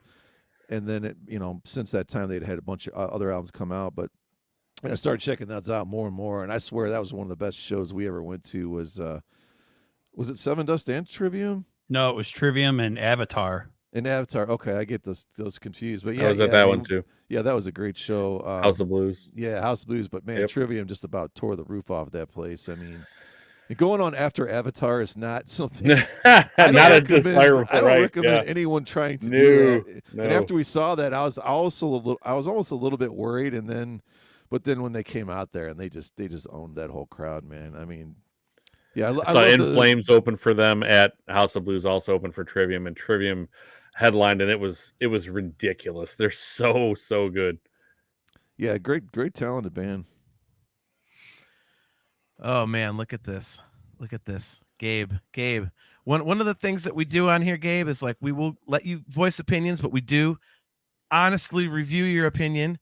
And I hate to do this to you, but you're about to get crucified for this one, buddy. He says, the only thing I've heard of Trivium is their cover of Master of Puppets, and I must say it was a lot better than the original. Okay. I've never heard it. Yeah, I've never heard it either. It's excellent. It's not bad. Yeah, it's not bad. If you it's as not covers Metallica though. Yeah, it's. I mean, it's really, really good, but it is not. Yeah, it's just not. So, all right, so moving on. Was that Brian's next one too? Yeah, Brian's Trivium? Yeah. No, I did not have Trivium. Oh. Okay. I'm surprised. So I was just chiming in on. Yeah, well, I knew Bob was taking that, so. So what do you have next? I have Rebirth by Jennifer Lopez. This fantastic, Jenny. Send in the block. This isn't your J-Lo on the block. I've got two words for you. Well. Slay Queen. Okay. Girl went out, set up a big old thirst trap. Hendo got caught sticking his head in there, and it is just some amazing. Okay, no, that's a lot to see in there. Well, I'm off the hook for my Lifehouse choice. Yeah, yeah, right. Life. What? You know what? I'm gonna go with one that the only person that may have this is Mr. H. So we'll see. I've got Exodus, Shovel-Headed Kill Machine. Oh, I almost put that on my list. Yeah, me too, but I do. Oh, man, talk about, you have those times when you're like, okay, you're just expecting something to suck and you're so annoyed with it that you don't even want to give it a shot, like doing a podcast with Drake. Yes. Man. And yet you asked brutal. Your idea. I know, it was my idea. No, I was so bummed when Zetro left Exodus because I thought he was one of the most unique thrash voices and just no one ever sounded like him. But, man, I could not have been more wrong. I mean, Rob Dukes, his time in this band, he fit perfectly. It's 10 songs, 52 minutes, just bashing your brains in. It's just Thrash 101. It's Gary Holt, the mastermind, writing all the arrangements, writing all the riffs. It starts with Raise. It's got some of those great Exodus gang vocal chants. It's cool. The next song, Death Amphetamines, the bass starts with this one now. It's a really cool groove going on it. It's one of those where it starts slowly and you can just feel the mosh pit starting to swell.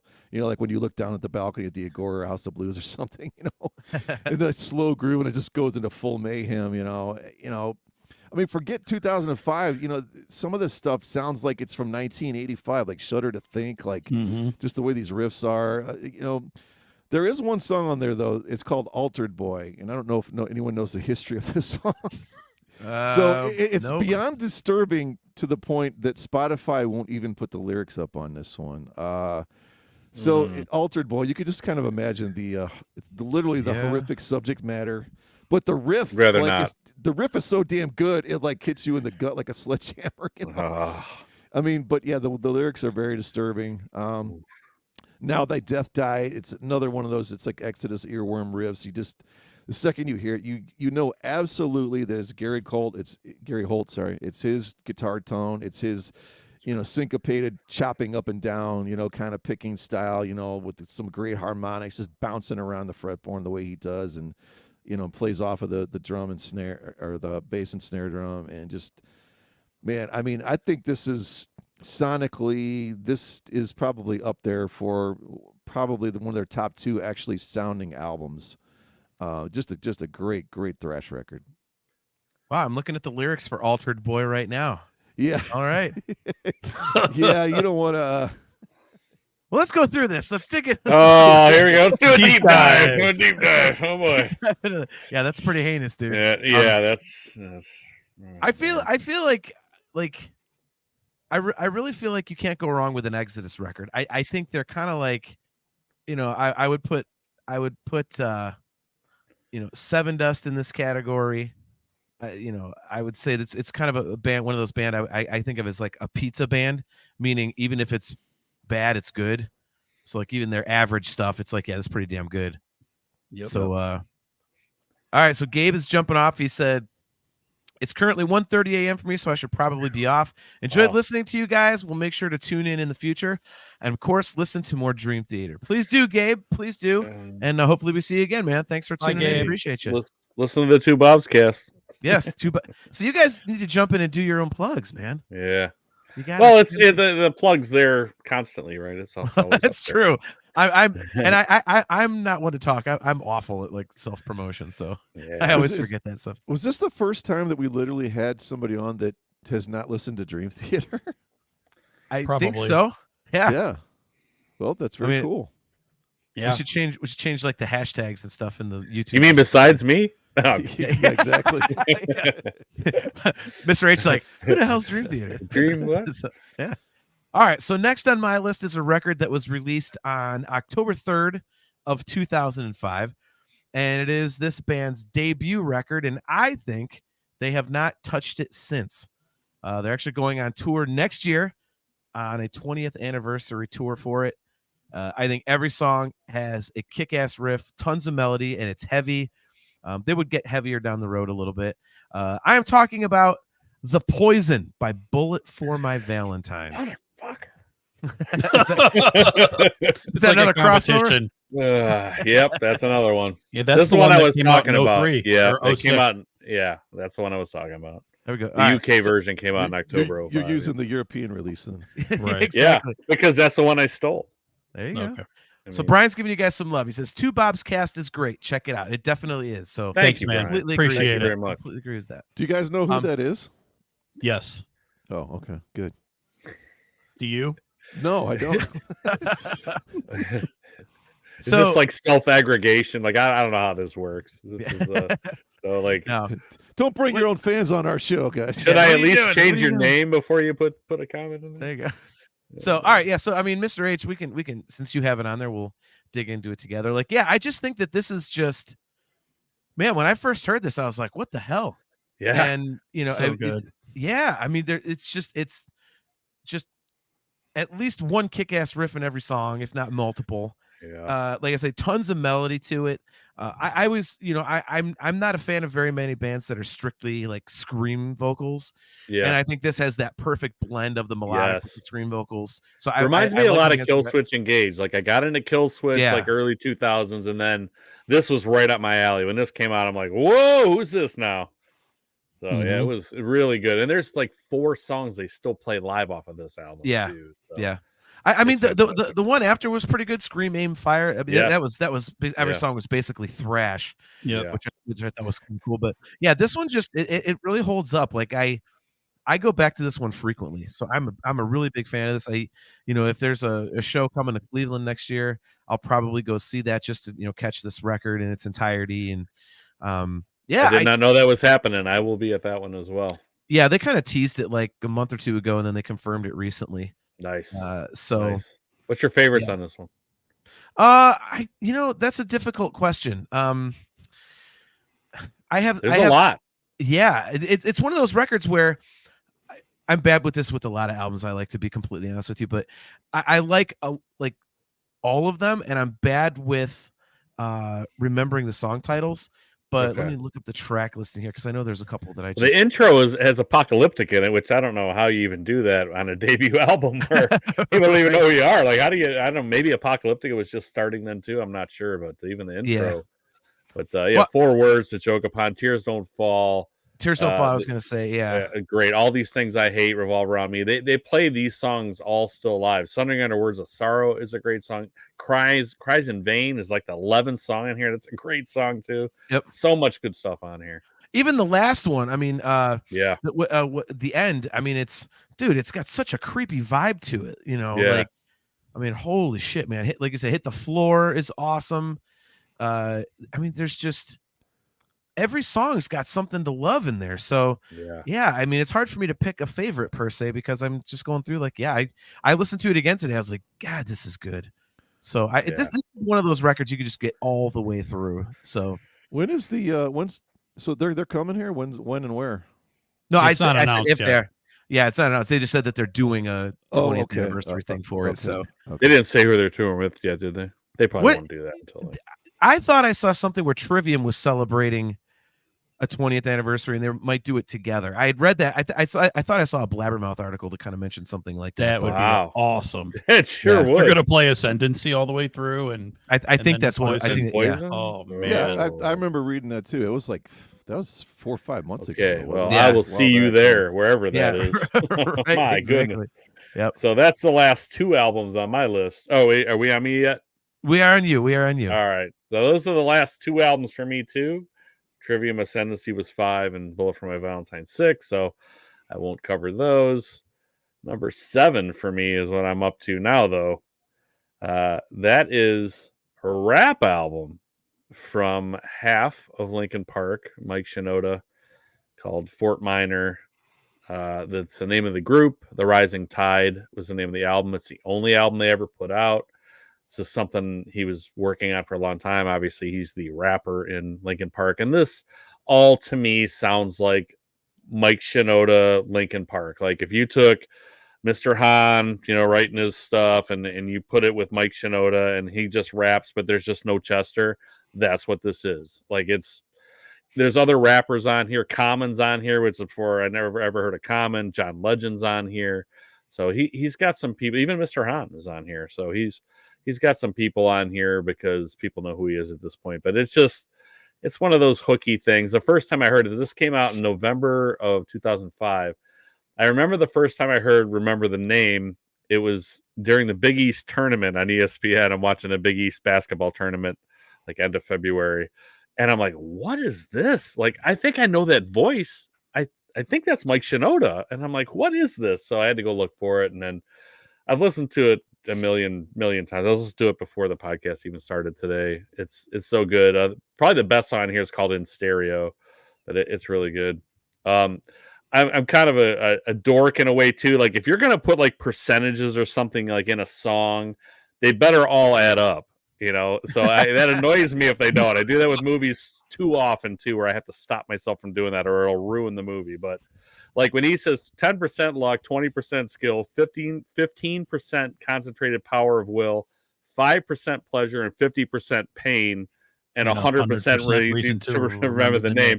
And it all adds up to 100%. So I'm like, kudos to Mike Shinoda that he can do math. So, but I really like this album. And again, it was a light year as far as rock and metal goes, which is how I searched first because that's first and foremost to me. Like I listen to some country here and there too, but don't hold that against me. But back then there was really nothing that came out that I was really into. So, but this one I listened to a lot, but more so after 2005. I wasn't on this when it came out. I wasn't in Linkin Park's fan club, and I heard about this. Like this was, I found out about it 6 months later or whatever, 4 months later, and I'm like, wow, what is that? And then I listened to the whole thing. I like it. So I like some of that gangster rap. I like Dr. Dre. I have a lot of respect for Dr. Dre and Eminem and those guys. So this kind of fits with that, only it's Linkin Park. So I liked both. So that's what I got. Cool. All right. Herd, what do you have next on your list? Yes, I have 4 left. I guess I've been lucky that I've not had anybody cross over before I said it. Number 4 for me is the third studio album by American progressive rock band Coheed in Cambria. This one is like the titles to the Fall Out Boy records. Yeah. Good Apollo, I'm Burning Star 4, Volume 1, From Fear Through the Eyes of Madness. Awesome album. This was kind of my first, I don't know, when you hear Welcome Home, I think was probably their biggest popular song. This was on that album. I loved it, and I picked up the album, and I've kind of liked everything they've done ever since then. So great band. I can see where you might be out on Claudio's voice. It's very high pitched. At first, I thought it was a woman. Obviously, it's not. He's awesome at guitar. He's just got great riffs, great leads. Just a phenomenal guitar player. And a lot of their stuff on this, on a lot of their albums, are based on comic books that he writes. So just awesome premise, very good story, awesome songs. Like I said, Welcome Home, 10 Speed of God's Blood and Burial, Wake Up, The Suffering. I mean, just from front to back, these guys really can't make a bad album, in my opinion. Just very, if you like guitar work, this is just ideal. It's awesome. So that's my fourth, Coheed and Cambria. Well, Doug McCauley says, nice Bob too. Very cool album. Rocket Man, this is hell yeah, I heard. That's my number 2 spot. Welcome Home is such a great song.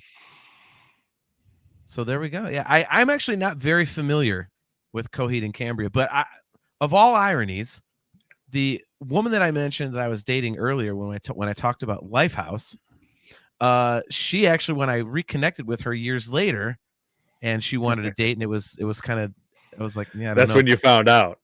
Yeah. And you're like, oh. That's exactly what happened.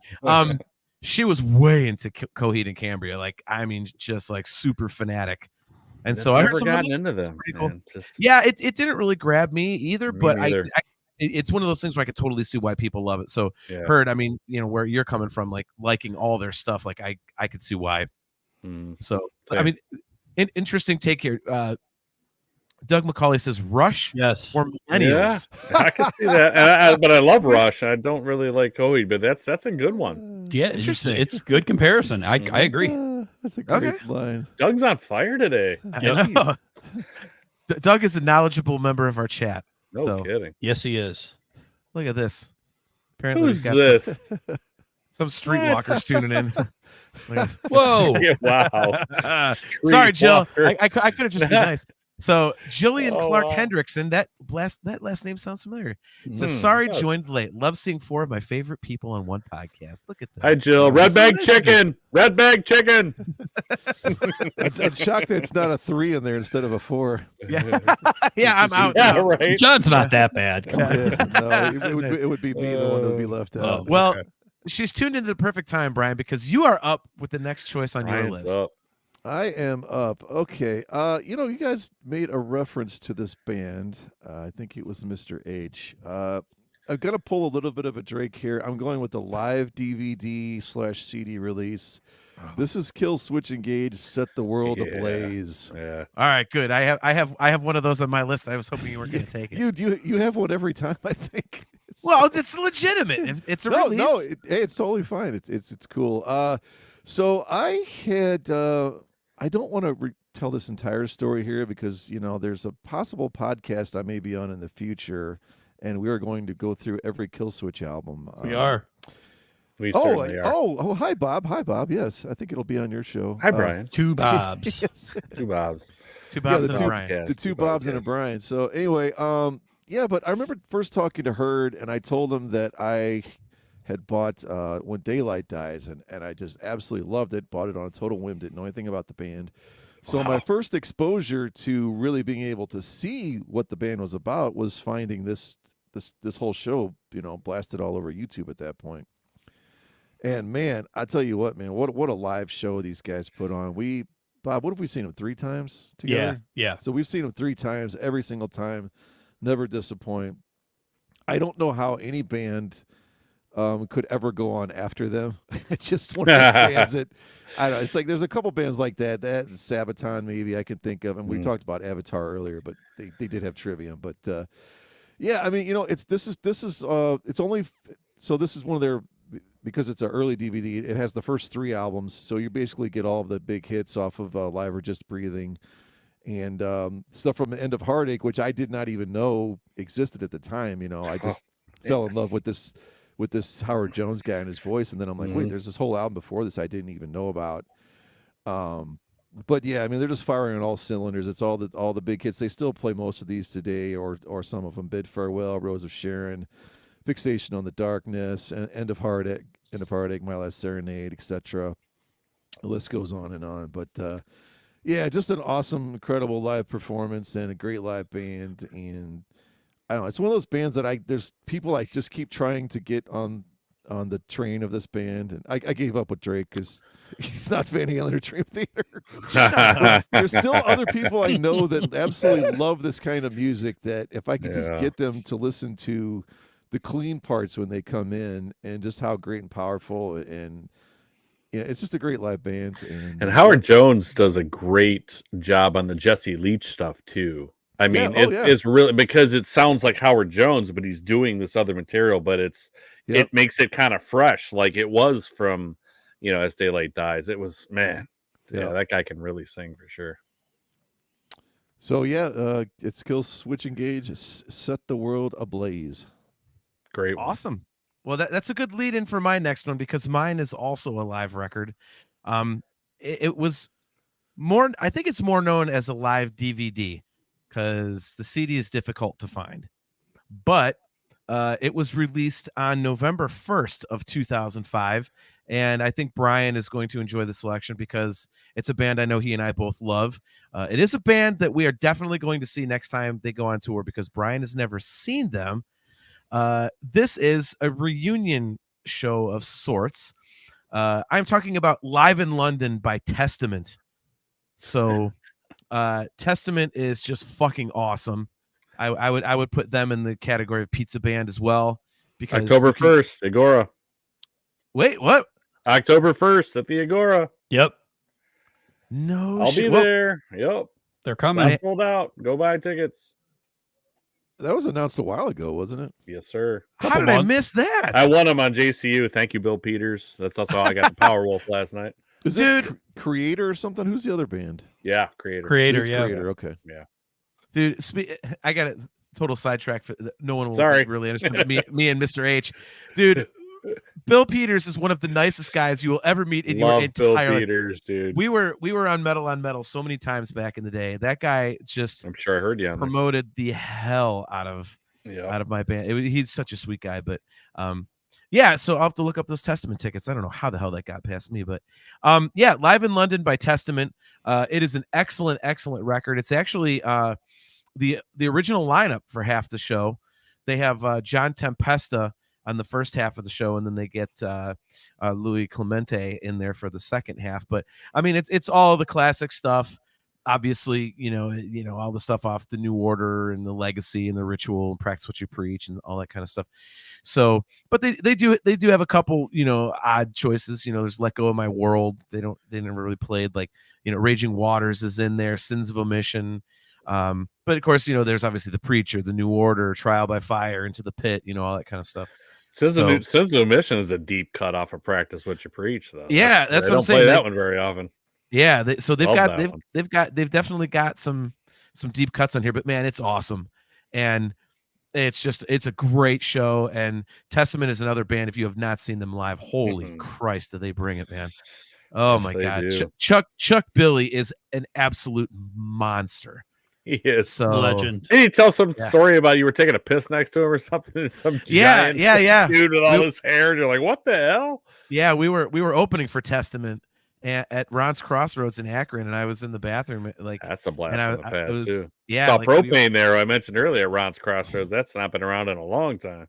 That was such a weird little bar, man. It was. It was fun. Yeah. And and I was we had loaded our stuff up, and I went in to take a piss, and all of a sudden this like absolute like giant of a dude walks in and hits the urinal next to me. He's like, "What's up, man?" I'm like, "Holy fuck, it's Chuck Billy." Like, and I didn't know what I knew what he looked like, but I couldn't tell in pictures that he was like, he is big, man. Like Like he's like, if you're familiar with Harry Potter, that guy's like fucking Hagrid. Right. So, you know, oh my God, that's awesome. Look at Rocket Man. He's about to get banned from the chat for even suggesting this.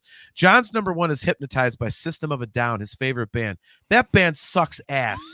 Fuck that band. They are fucking terrible.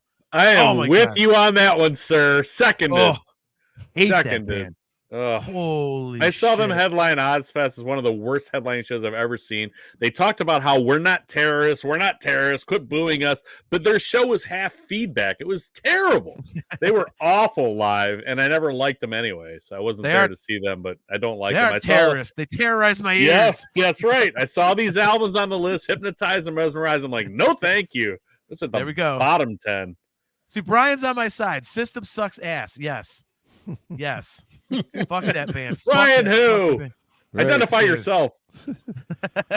That's Brian Saban. That's one of the guy's best friends. Hey, I do want to say there's a couple over Nick here in the chat we're missing. So we've got Doug McCauley with Drake's favorite band, Avenged Sevenfold, City of Evil.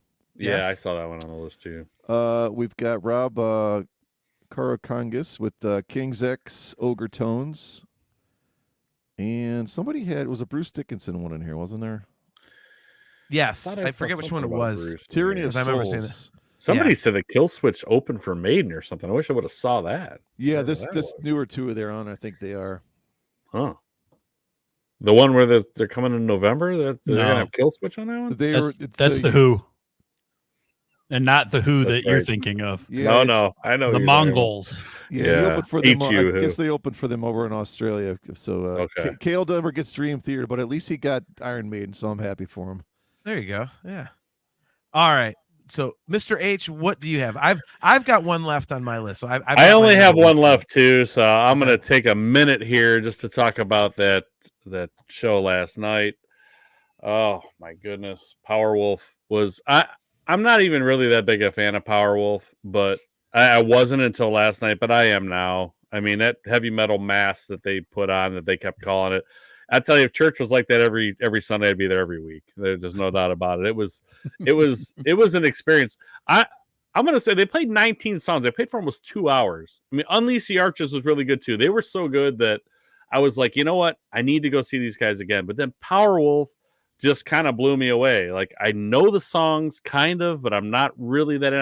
I don't know every word. I haven't heard a crowd sound that loud in forever, singing along with them and chanting. It was unbelievable. It was such a good show. I think the first 13 songs, so probably 2/3 of the set list, I cannot think of a single thing that they could do better to make that a better show. It was so good. My wife was there with me, and sometimes at these shows, she just sits and plays on her phone. Like, she actually watched most of Powerwolf, and she doesn't know any Powerwolf either. They were just that captivating. It was pretty sold out. It was jam-packed. It was hot as hell in there, and it was so good. I can't even describe how good it was. But the only weird thing is that I didn't see a bass player up there. Anybody see a bass player? I don't know. It was a fantastic show. I got stuck here. Drake. No, it's all good. I did not leave. Bye, John. Yeah, see you later. Bye bye. Yeah, no, Felt like you. Bye now. Talking about Powerwolf, I'm out of here. Yeah. But anyway, it was a fantastic show. So there was no bass player, so those must have been tracked. And, and nobody else had a microphone. There was no other microphone other than the singer. Yeah. So that stuff was tracked, which it didn't bother me because there's those huge chants and stuff on there that are so powerful that it actually does bother me sometimes, but it did not yesterday at all. It was such a good show. The imagery, the way I don't know if you noticed those 3 panels in the back, like I'm sure you noticed them, but they changed for every song. Yep. Dance of the Dead, they had werewolves dancing with these skeleton women, and they were like moving around. It was awesome. I was like, what is this? And these guys play for 80,000 people at Wacken, right? Yeah. They're playing for 1,500 people over here and playing for almost 2 hours. It was fantastic. So I cannot say enough of good things about Powerwolf. I will never miss them coming here ever again. I'm sorry that I wasn't into them earlier, but my buddy Rob has been trying to get me into them for years. He's like, I don't understand why you don't like them. I'm like, I don't know. And I listened to them like, yeah, I don't know. But now after seeing them, like I'm just hooked forever. I love when that happens. I mean, being older, I've been to hundreds, probably thousands of shows, really, and like to have a band hook you in live like that is just it's unstoppable. But I tried to get Hurt into him. I failed. Yeah, and I tried to invite him too for free, and he's like, yeah, if I was even into him at all, I would at least go. But he's like, I just don't like him, so I'm like, all right. So, so good. What did you think of that one, Brian? I mean, this is a bucket list one for you, right? It was. They had never been here. Yeah, great show. Unfortunately, I was not feeling the greatest. We went to Winking Lizard earlier, and I don't know what I do know what I ate, but I don't know what was in it exactly. I don't know what they spiked my food with. Yeah, so I was like, I didn't even drink it all, which is like insane. Well, I can't afford to drink at the Agora. You know, it's like $14. No, you can't. I bring my own. Don't tell me. So we were kind of probably going to leave a little bit early anyway, just because we're old guys, and I had to drop my buddy off back in Independence, and we both had to, actually have to work again now. Yeah, me too. Yeah. So we were going to leave like probably 10:30, but we ended up leaving like 10 minutes before that. It was fine, which was fine because we still got, like you said, 15 songs, I think. Right. So you left right before the encore, something like that. Yeah, probably right before the encore. Yeah. And, so that's 16 songs. They played 3 more, and they only played till like 10:45. But yeah, it's weird that you say that because usually for shows like that I'm not that familiar with the band, like I'll look at the set list and I'll kind of be like, all right, well, when there's a couple more songs left, depending on what they are, I'll leave right when they leave for the main, before the encores, unless there's songs I have to see. But I was so entertained that I didn't want to leave. I did not want to miss a song, even though I don't really know these songs. Like, it was just that good to me. It was, I don't know. I can't say enough about it. It was great. We got to get this plug in for you guys. Doug McCauley, where do I pick up the Two Bobs cast? Well, it's on all streaming platforms, no? Yeah. Spotify and iTunes now, but we're going to be adding YouTube just like this one. We're going to be adding video in about 2 weeks, so you'll be able to find us there too. Awesome. Well, what I think they're also looking for is the last album. My last album. All right. Yeah. All right. That last album on my list. Yeah, these guys, I've been a huge fan of them for a long time. There it is. There we go, Kale. It's Disturbed. 10,000 Fists. We did a podcast on these guys. I believe it was our 7th podcast. We do A to Z. So, we start with A. We picked AC/DC. We went to Black Sabbath. So we did Chevelle for C. We do sometimes 2 per letter, sometimes 1 per letter, but we try to alternate more classic rock bands and newer bands. So when we got to D, we did Disturbed. This is my second favorite album by them. After The Sickness I just couldn't get enough of, but this is my second favorite album. I like every song. When Bob and I were talking about this one, I had mentioned that I thought it was too long, that I thought like 14 songs is too many. Like, they should have got rid of probably 2 of these, but I could not figure out which 2 I wanted to get rid of because I like them all. So it's just that great an album to me. This is my number 1 for this year, and it's not even close. So the Genesis cover Land of Confusion is amazing. These guys somehow pick these cover songs. John. I know, John, but somehow what I'm going to say is these guys pick these cover songs that just fit them. It almost sounds like they wrote it, whether you like the song or not. Like, it's just them's fighting words, man. Like, shout, really? I knew a Cleveland band that played that song. Goodness. I can't remember their name. Yeah, well, I didn't I'm a little know biased, so. but yeah. All right, fair enough. And maybe Bias your version, that's who it was. Maybe your version's better. Maybe Mushroom Head did it. I don't know. Maybe your version's better. I don't know if Gatlin did it, but anyway. Guilty. DFI and Stricken are 2 of my favorite Disturbed songs. Those are both on this album.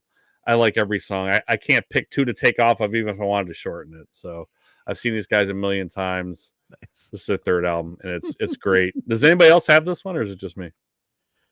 I do not. Because of you. Okay. I wanted you to have your moment. All right. Well, there you go. Disturbed is weird for me. Like, if you like him, you're gonna like almost all their stuff because it doesn't really change that much. Honestly, yeah, so. which is good, and I tend to appreciate bands that do that. If you don't, you're not gonna like them. Yeah, it's weird. Like, I was kind of into them, kind of like on the periphery in a way, and I don't know. I think over the years I kind of like drifted away from them. I think it's because of Land of Confusion, isn't it? That's what No, drove you no. away. No, I mean, I have to be. I didn't like the Worlds of Madness, or we put in that dumb Madness lyric, and I don't like the chorus. I just don't like what they did to it. And Okay. Yeah. like, I one of my favorite parts of that I can song, see that. the original, is like one of my '80s favorites of all time. Me too. Me And too. I love Genesis. whoa, the high part, Mhm. but then he just goes, whoa. He doesn't do the high note. I'm like, you cheating bastard. But Man, anyway, you are a picky bastard. I Jeez. am. Wow. But I think, David Draymond, like, he's so out there with his political beliefs, and Yeah, that I just know. always turns me off of bands. I'm like, it's not that I'm like, oh, just shut up and play. It's just, it just, for some reason, it just, I don't know. It kind of See, that's how I get. Way. I'm like, I don't have to agree with you. Like, and I've been well known in saying this on our podcast too. I'm not that much of a lyrical meaning guy. Like, it doesn't mean as much to me. Like, I love Rage Against the Machine. I can't relate to anything that they're talking about. Yeah, you know what right. I mean? But you know what I'm saying? But it fits with the music, his vocals, like the delivery, it all fits, and I love it. Okay. So it's kind of like that with these guys too. The thing I don't like is when they stand there and they want to tell me what I should believe or how I should feel or all this other bullshit. That's when I'm like, just play the songs, because I'm not here for that. I can go to a political rally if I want to hear that. I don't need to hear that here. I'm here to hear your music, because that's what I love. That's why I'm here.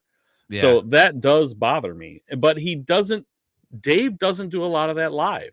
So he might have one little soliloquy or whatever. He'll talk for 2 minutes. But then that's it. It's not before every song, it's not that bad to me. But yes, he's out there, and that's for sure. But a lot of frontmen that are out there, man. Yeah. Marcus Reyes agrees with me, by the way. He says, get rid of Land of Confusion cover. Like, see, the thing for me though, like when MTV was doing that Live at the Rock Hall series, the concert series. Yeah. I went with a buddy of mine who worked in local radio, and he's a writer and stuff, and he had gotten passes to go, so I went with him for the Disturbed show. And afterwards, like, we met the band, and we were sitting there bullshitting with David Draymond for a few minutes. Nicest guy. All of them were super cool. So yeah, I'll never crap on the band because, or David Draymond, because he was just so incredibly nice. My wife's met him and said the exact same thing. That's good. So I mean, he's just such a nice guy and everything. And it's just, I think I just kind of fell off of that bandwagon. It's like, I don't dislike them. I just don't go out of my way to listen to them, I think. Gotcha. I was into them early on. I remember seeing them on Reverb on HBO, if anybody ever remembers that show. Oh, God, they used to have all kinds of different shit on there. But they had him, they're wheeling this dude out in a straitjacket. I'm like, what the hell is this? I'm watching this at 1 o'clock in the morning. I'm like, what is this? But it's just, I was into them right from day one. And if you don't like them, it makes sense why you really wouldn't be into the rest of their stuff, because it's all kind of the same. But this is definitely my number one for 2005, without a doubt. I give them major credit. Last point, and then we'll get to Hurt here. But I give them major credit for consistency. Yeah. I mean, if you can consistently put out good album after, and all my friends that are fans of theirs are like, dude, every album's good. Yeah. So different degrees, but you're right. They're all good. You can pretty much listen to almost the whole thing on all of them. They've gotten a little ballad salad happy later. They're where they're trying to put 3 or 4 on there at a time, and you're like, all right. But otherwise, it's great. The stuff that rocked, it all sounds pretty similar, and it's fantastic for me. Very cool.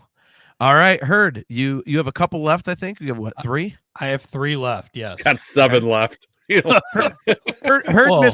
missed the note to pick 8. I've only picked 8, guys. Okay, number 3. Speaking of bands that offend people, straight off the Olympic Games, we have the 3rd album by French heavy metal band Gojira with the album From Mars to Sirius. This album is so good, so heavy. These guys are awesome. If you just listen to their drums, I don't understand how this dude can hit the drums so hard but stay in time. Like, it's phenomenal. Great band. This album especially, Ocean Planet, Backbone, Flying Whales. Oh, it's so good. Heaviest Matter in the Universe. This is a great band, and this is their best album. This is when they're at their best. I dragged Hendrickson to see them at the Agora. I think he even was pretty impressed by them. Just a great live band. So much energy, probably the best drummer out there right now, is in my opinion. I know there's many of them. There's thousands of them you could say are the best, but this guy's just unreal in another world. So yeah, my number 3 from Mars to Sirius by Gojira. A band I am not familiar with, but I know my stepson loves them. So, and I got some friends that are really into them. So, yeah, I mean, Brian, Mr. H, are you guys familiar with them?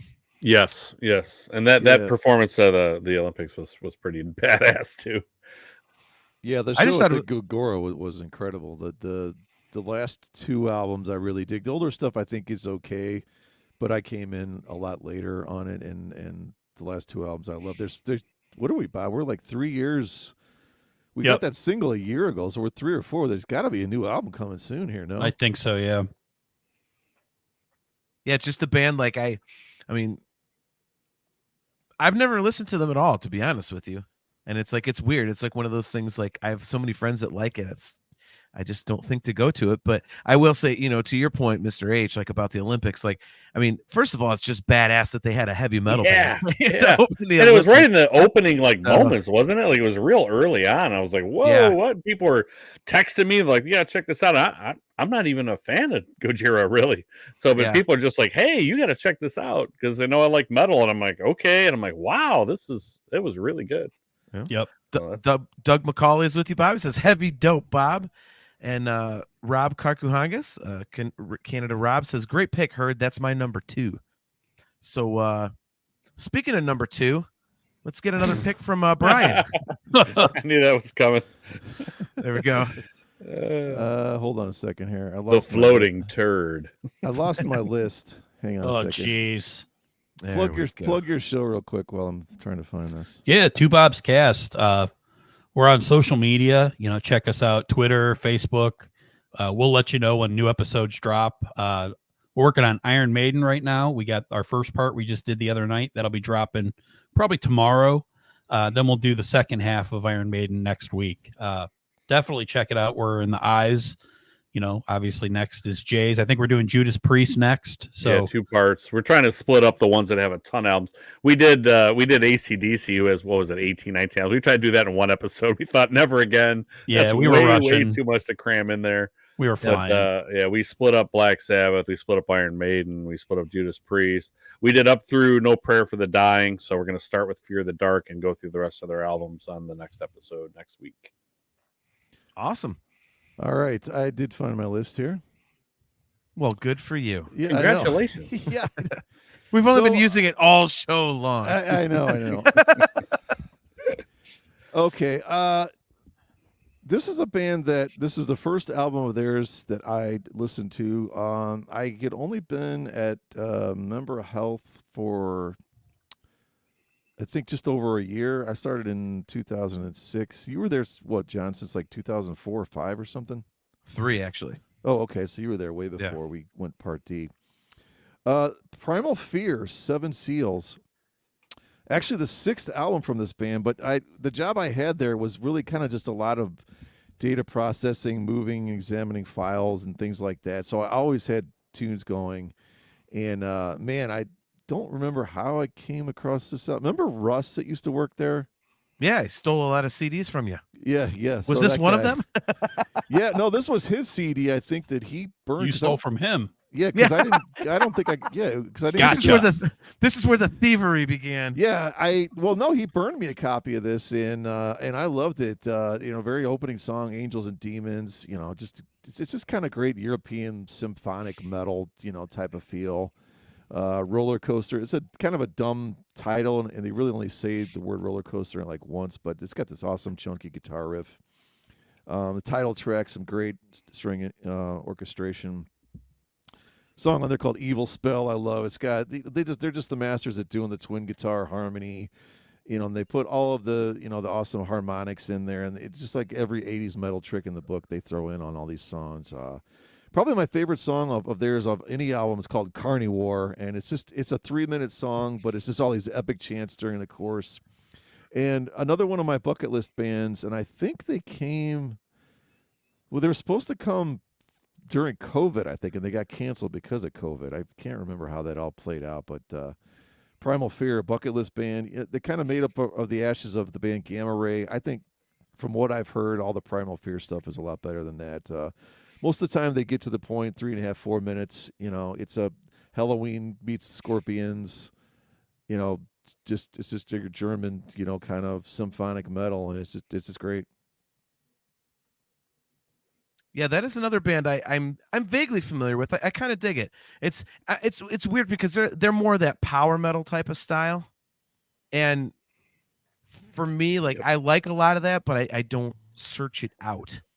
But I definitely like a lot of that stuff. I've heard a lot of Primal Fear. I think it's really, really good. So I'm not specifically familiar with this record, but definitely a band that, if they come on, if I'm like listening to like a mix of stuff, I'm like, oh, cool. Yeah. So it happens to me too with band. these guys. We talked about these bands before too, where you hear them and you're like, man, who's this? I like this band. You're like, Primal Fear again? Like it's like the 7th time this has happened to me. So it's one of those bands, Iced Earth we talked about is another one. It's just for whatever reason, I hear it and then I like it and then I got to go check it out and then I forget about it and then the cycle repeats. Like I don't know why it doesn't stick in there, but yeah, they're pretty good. This is a good place to start because this band has, I think, probably not close to 12, 13, 14 albums even. Yeah. But I would start with this one. The ones before it are decent, but this is when the production is really just ramped up.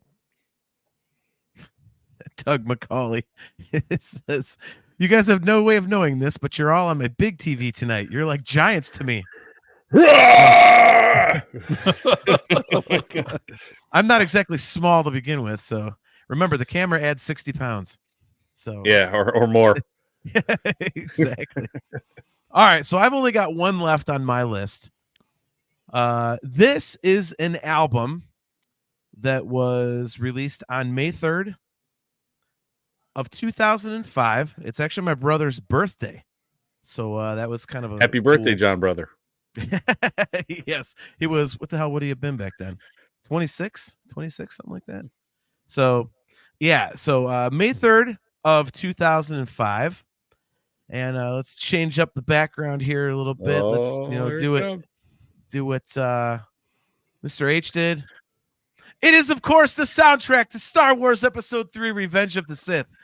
Yes, Chastity, I played it off. Full disclosure, Bob, I have no clue what I was talking about with the Fall Out Boy record, but because it came out on the same day, I had to cover for the fact that she was calling me out for the Star Wars pick, and so I had to make like I didn't choose this one. Understood.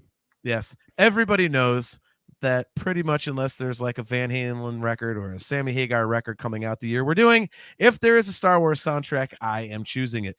So there we go. I'll take myself out of solo here. So it's Wabos, Circle, Montrose, any of that stuff comes out. There it is. There it is. But yeah, I mean, I won't talk too much about it because obviously I know you guys didn't have this, but everyone knows I'm a gigantic Star Wars nerd, and this is my favorite Star Wars movie, and it's actually it's the darkest of all the soundtracks. It's the most emotional of all the soundtracks. The music on it is absolutely fantastic. I would say I think I've ranked it like just behind A New Hope, and the only reason I put A New Hope ahead of it was because it's so iconic. Like there's so many pieces on that one where you hear it start playing, you're like, oh, they're in the desert, or oh, they're on the Death Star, or oh, they're in the trash compactor. I think I like Empire the best. It's soundtrack wise, dude. This one, if you like the movie, check this out because it's so. I didn't mind it. Yeah, there's so much emotion in this, and so it's this was such an easy choice when this popped up on this. I'm like, whoop, I know what number one is. So, but yeah, so there we go. Sorry, Chastity, to sell you out, and sorry, Bob, to lie about a record that you love, but I had to cover my tracks. That was if I would have said yes, everyone would have looked at it and go, oh, John's number one is Star Wars, and that would have completely blown the lead in. So there we go. But yeah, all right. So Mr. H, you are done. So yeah, I got a couple honorable mentions I can mention. I get the Bon Jovi, Have a Nice Day, and this one. This is the best title. I heard a groan in there, but I don't know. It's not great. It didn't make my top 8, but it did come out this year. But my favorite title of any album that I saw is the Cunning Linguists with Get Some Strange. I was like, that is fantastic. So I had to laugh. I had to put it on here. So I've never heard it, but the Cunning Linguists with Get Some Strange.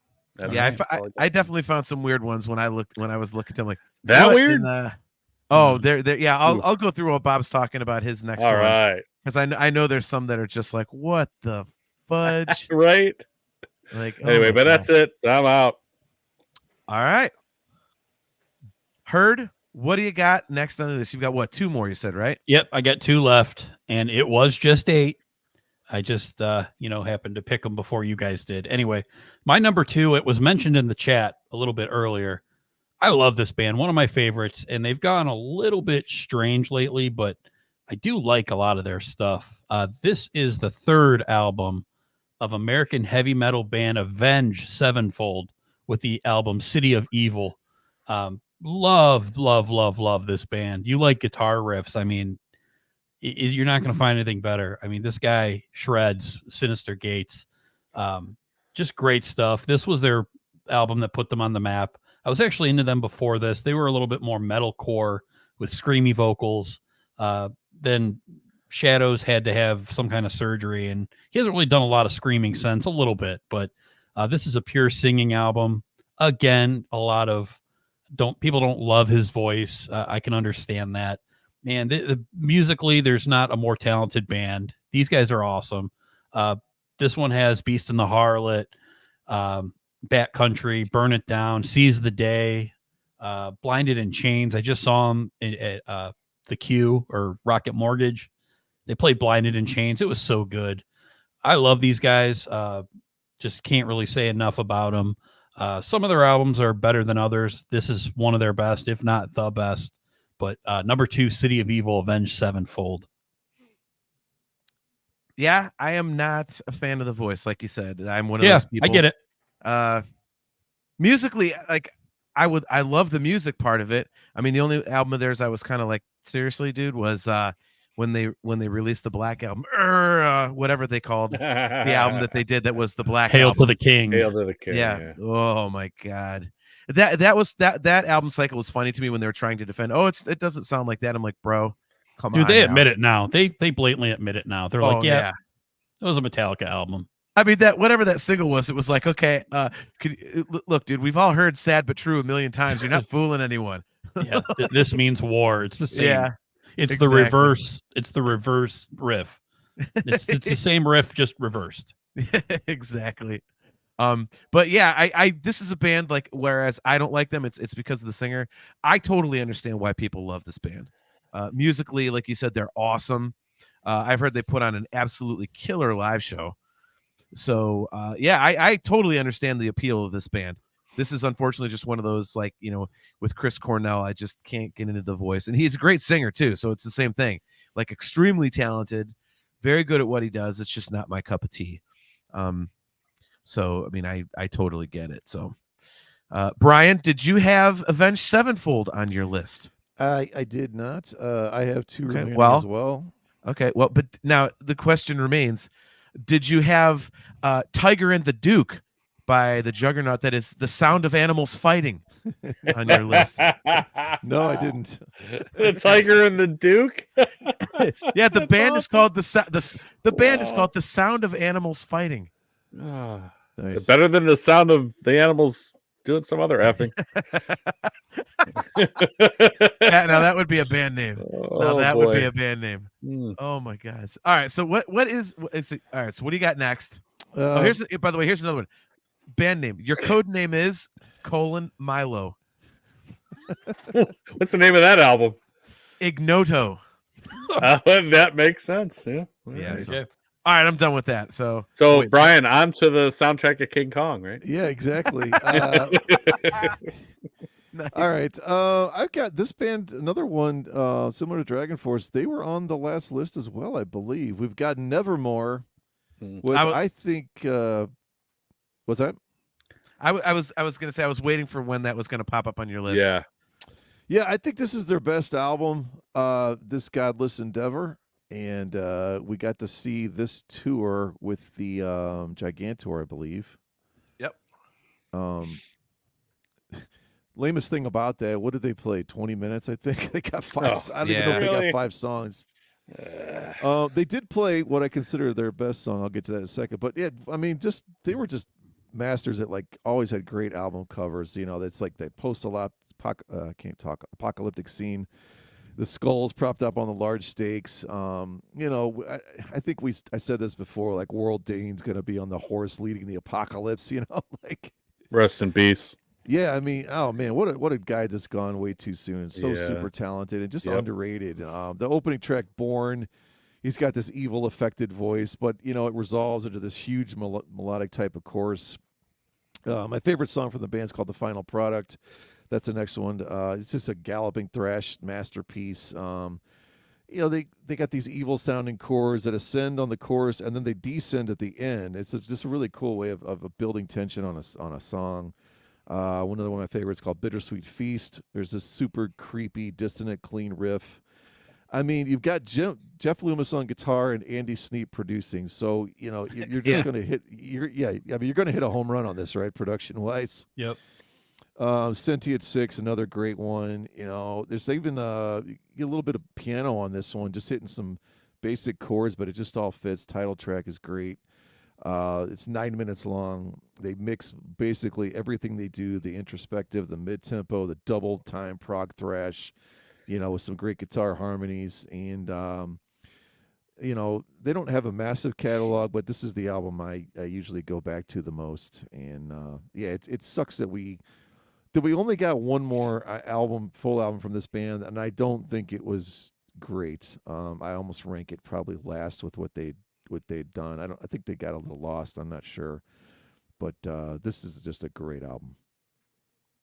Yeah, I definitely agree. I'm a little more familiar with Dead Heart and a Dead World, but yeah, Nevermore is an absolutely kick-ass band. I don't think gets enough love. Rob Karkuhagas is on board with that. He says saw Nevermore on a headline show for that tour in a small club.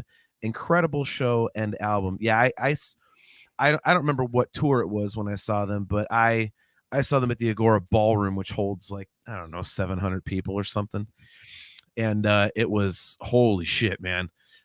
Jeff Loomis and Warrell Dane and holy crap, man, they were just awesome.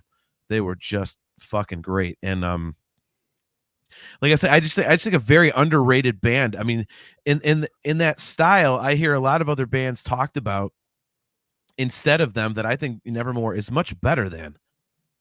So it's always been interesting to me that they didn't get a little more recognition. And I think their catalog's pretty consistent. I would agree with you, Brian, that I think the record after this one is not great. I'm not nearly as familiar with them as you are, but like I say, like for me, I think this is an awesome record. It almost made my list. And again, I'm a big fan of Dead Heart and a Dead World. So yeah, good choice, man. All right, Heard, the last one on your list. I have a feeling. Am I guessing right here by saying Opeth? Are we going Opeth? Wow. Yeah. It's I know. Shocker, right? His Magic 8 Ball says. Yeah. Let me think about that, guys. Wait, say what now? Yeah, I know, right? Seriously, guys. The number one album of 2005, and it's not even close. The great Opeth released Ghost Reveries, August 29th, 2005.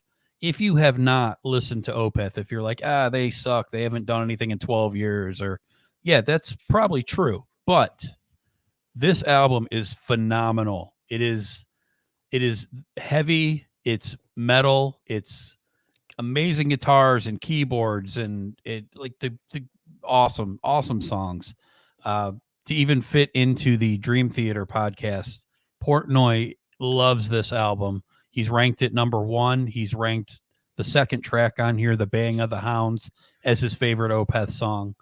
Guys, check it out, everybody. If you're going to listen to one album by Opeth, Ghost Reveries, Ghost of Perdition. I know, Brian, I've showed him when they played at the Red Rocks. That's the one that everybody kind of looks at. Yep. It's phenomenal. It's like an 11-minute song. It's just so many.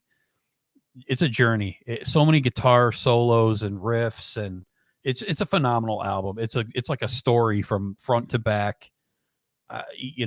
Anybody that's into Dream Theater, just a little bit heavier. This could be a Dream Theater album with some screams. That honestly, it's phenomenal. Definitely check it out. There's only so much I could say about. It's my favorite band. I'm biased, but Ghost Reveries is the shit. Check it out. Again, a band I've only listened to kind of on the fringes, but yeah, it's I'm definitely going to check this one out because like you definitely have me intrigued because we had you on a few episodes ago and you were talking about them a lot. And I think the newer stuff sounds like something I would probably not be into. Right. But correct. now, so I think you said that there's like a middle 3 records that's like the sweet spot. Is this one of those? Yeah. There's like 2 of the 3 in a row. They have Blackwater Park, which is kind of their one that they're most known for. I think this one is their best. It's the best production. It's the best sounding record. It's just so good. Like every song on it is so good. Like I can't listen to it, and then come back to me and tell me that you love it and you love this record now, because you will. Okay. Yeah, I will definitely check that out. Brian, I don't remember if you're familiar with it or not. Mr. H, are you familiar with it at all? Or Bob's been pushing me pretty not so subtly to listen. And it's I'm getting more into them. Like, I don't know. It's one of those bands where the people that really love them are really into them, right? So I know people that like them and I know people that hate them. So the people that like them, every album, they're like, man, oh, you got to go listen to the new Opeth album. So I see people wearing the shirts. I go listen to it. I'm like, I don't get it. It's not grabbing me for some reason. And then, they've been around a long time. So this keeps happening and nothing's really grabbed me. So Heard here has told me, listen to this one. And I really need to give those a shot to really know if I'm going to like them or not. Like I need somebody to guide me to their best stuff. And then, Bob Heard, he knows what I like. We've been talking about stuff on our podcast for, months now, like, and off the podcast. He knows what I like. So he thinks I would like him. I just got to give him more of a chance, I guess. Yeah, watch that Red Rocks. Yeah, he told me about that too. Garden of the Gods or whatever. Is that what it's called, Bob? Yeah, something like that. Yeah. He tried playing it for me on our podcast host thing, and the audio wouldn't come through. But I need to sit down and actually watch it, and not spend like 5 minutes skipping through it or listen to one song. I need to actually sit down and watch it. So. Right. Yeah. On the theater with the surround sound and all that. So. Nice. Hell yeah.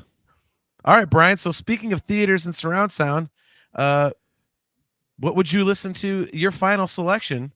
Well, what would you listen to on your theater and surround sound as this last selection? Yeah.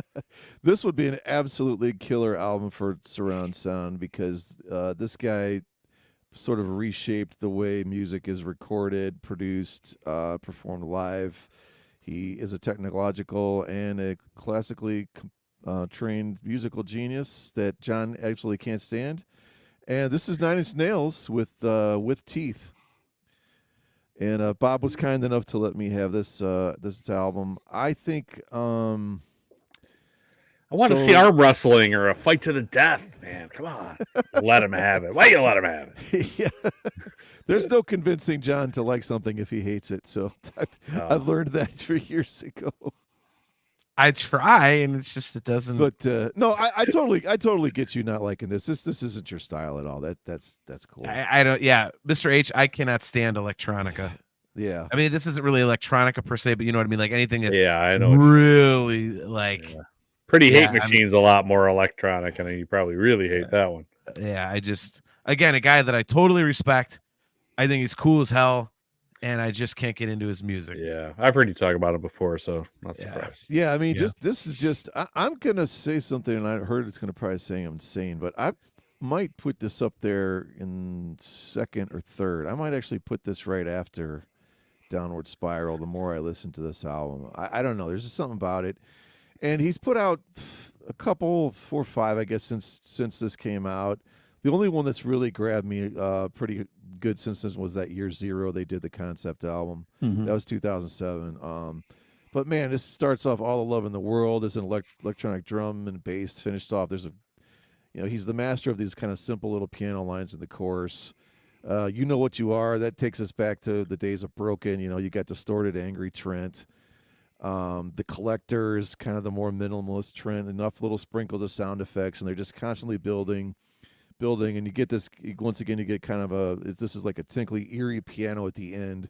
It's almost enough to like get the hair on the back of your neck to stand, scare the young kids and the old folks into thinking something bad's going to happen in a horror movie. That's the way the soundscape he sets on this. The big hit was The Hand That Feeds, Bite the Hand That Feeds, which I think is honestly a dumb song. It's almost like the anti-Trent to me. It's a super simple guitar riff that probably took him 5 minutes, loses a few points for lyrical originality, but it still slams when you hear it live.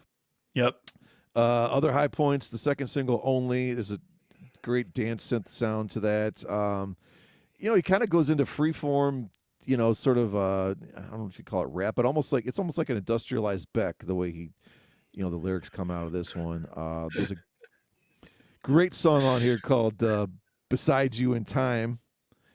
And it's like, I don't know if you remember this, Bob, like when you're hearing this, like, it's like out of phase or something. So you're literally getting a headache. Yeah. It's like disorienting. Yeah. Yeah. It's like totally disorienting. It's like kind of frightening. Yep. But it's not true Nine Inch Nails unless we end, we got to end with something that's just achingly haunting and beautiful is right where it belongs. And that's a perfect way to cap this album. And it's kind of why I've sort of related to the Downward Spiral. But yeah, I just think he's able to basically kind of cover almost every single style he does here. And he puts some, sprinkles that throughout this entire album. And I just think it's a masterpiece to me in songwriting and production and just the way you build a sonic soundscape. Not surprising that he's gone into movie soundtracks too, right? With the way he's able to convey feelings, right? Like you're talking about. So, well, and I have to admit, like as much as I am not a fan of his music, like his soundtrack stuff is pretty cool. And I am very excited to see how he works with, we talked about the third Tron movie earlier, Mr. H. Like, it's going to be very interesting to see what he does, considering the fact that part of what is so legendary about Tron at this point is the stuff that Daft Punk did. Yep. So it's going to be weird. Like, I think it's going to be really cool, but it's going to be interesting to see. Like, I think he'll blend his style with theirs pretty well. Like, I don't think in anything that he's done, it hasn't been where Trent's music's been so much forward of the movie, where it's almost distracting. Like I don't fear that happening. So I think it'll still be really good. I don't know why the change though. Do you know why they changed? Well, Daft Punk broke up. Yeah, they're not together anymore. So is that why? Okay. Yeah. So that was an easy one to. I wasn't sure. Not a Daft Punk fan, but I didn't realize that. But he does a fantastic job with the movie score stuff. I honestly like Marcus. I saw in here. I'm with him. Like after Downward Spiral, it's kind of all downward spiral for me. I don't mind with Teeth, but it's just I never liked them as much as I liked them on Pretty Hate Machine and Downward Spiral. I loved that stuff. It kind of fit more with the times of the way things are. There's Fear Factory, like other things were getting big that were kind of industrial sounding like that, and I really liked what he put out. I really liked the stuff that he was putting out. It was real catchy. Like those songs would just get stuck in my head for days on end.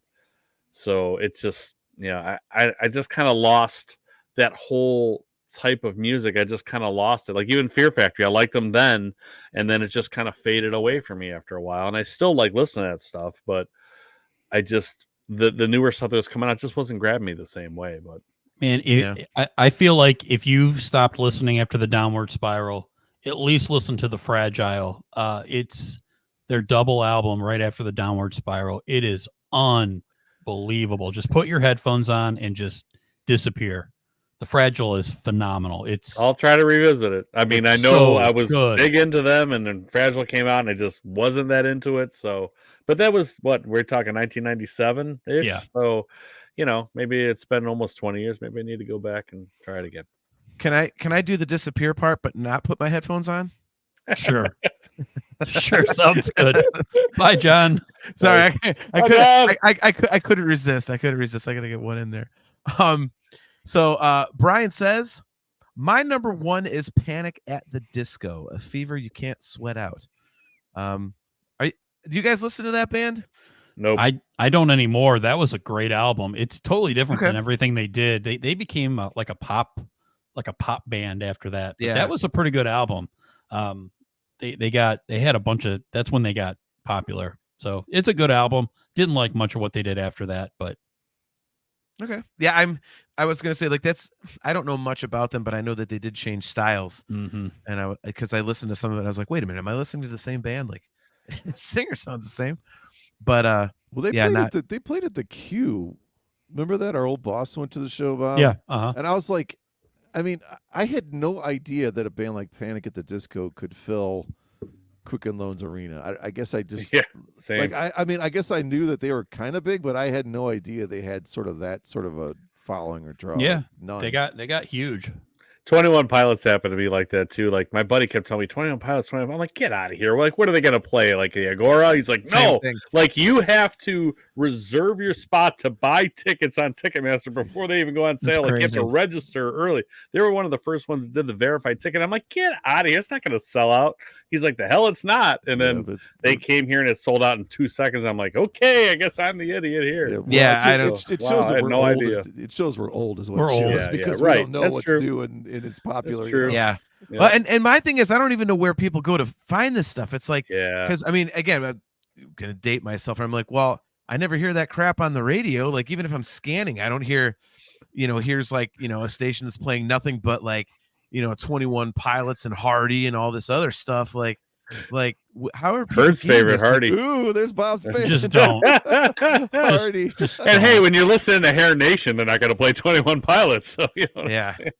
Bob, all I know is I feel you, because I have to sing one of those songs for a Christmas party this year, and I'm like, I listened to it yesterday. I was like, oh my god. Tell me you're going And to I wear the loved glasses it. too. You're going to wear the Yes, glasses. yes. You got to do it. I don't know what he looks like. I'm not looking. I'm learning that song and moving. Gotta wear the Hardy moving the fuck glasses. on. Yeah, They're fuck in that style, shit. man. No. Got to wear the Hardy glasses. So Chastity Crawley, we'll get one more in here. Chastity Crawley says, my number one is the All American Rejects Move Along. That's a good record. That is It a good is. record. That's a very Yes. good record. Yeah. Good call. That's a lot of fun. Is that that's the one with Swing on it and stuff? Is that the really popular one, if I remember right? No, that's the one after. It had Okay. a bunch of popular songs on it, but Gives You Hell, I think, is on this one, isn't it? no, I don't think so. Oh, is it? All right. No. I gotta look that. I Move Along album. All right, there we go. Studio album by the All American Rejects. Let's see. We're like, there's this great album. Then we're naming songs that aren't even. Well, Right? now wait a Who are minute. they again? Who are we talking about? This one's okay. Dirty Little Secret. That's what I thought. Okay. Yeah, Dirty Little Secret. Okay. Yeah. I again, another song I've had to sing a shitload. I'm not even going to pretend to know. I'm It sure I ends know tonight. a couple of the songs, but Yeah. Yeah. Look at good this.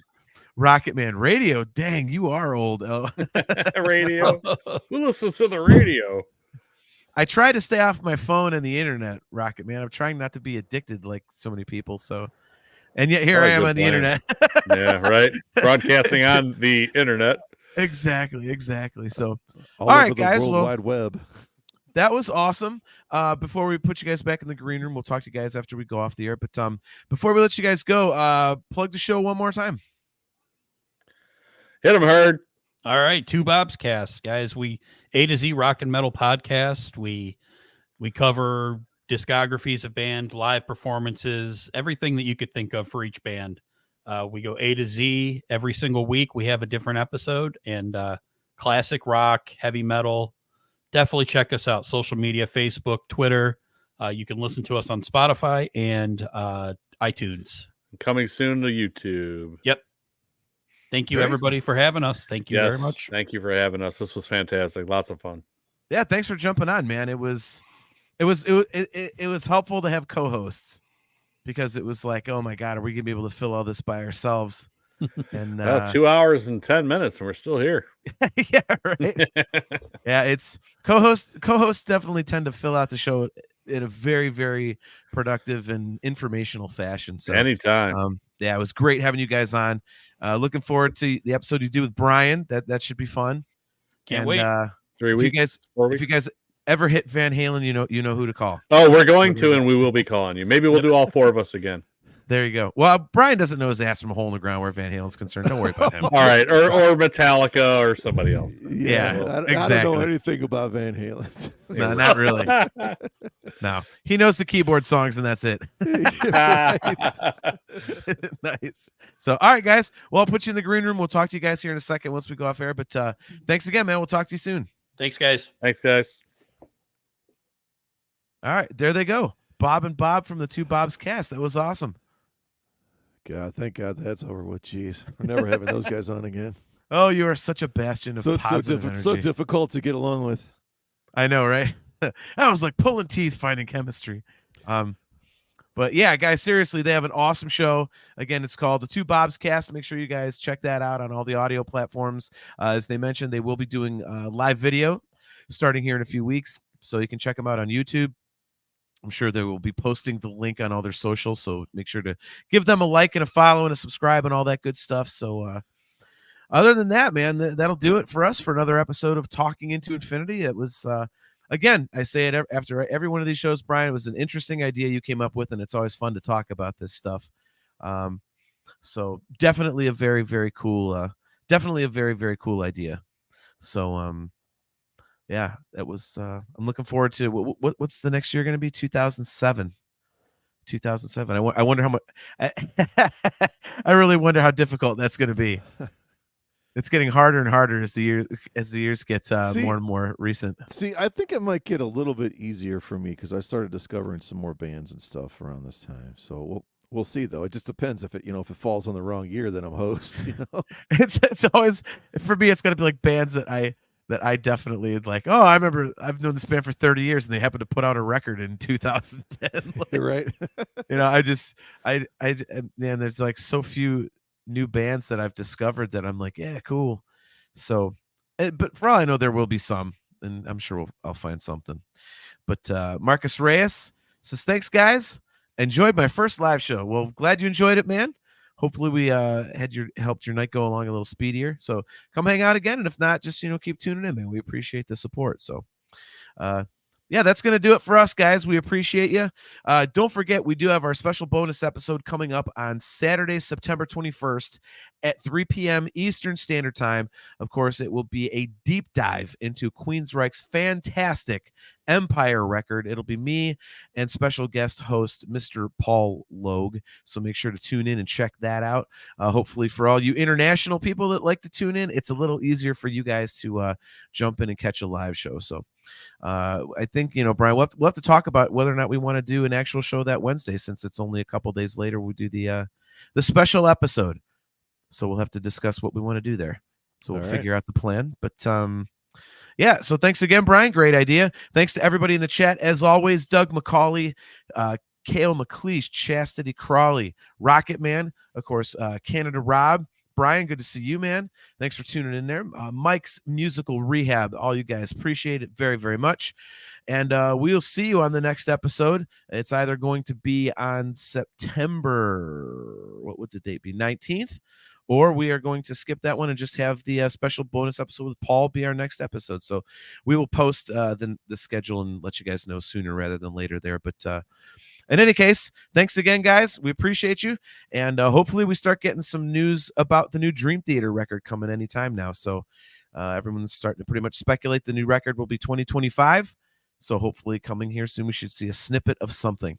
So as soon as they do have a snippet, I think Brian and I will probably jump on and do a quick little Hey, What's Up episode. So until then, I am your host, John. He is Brian. And as always, guys, Carpe Diem.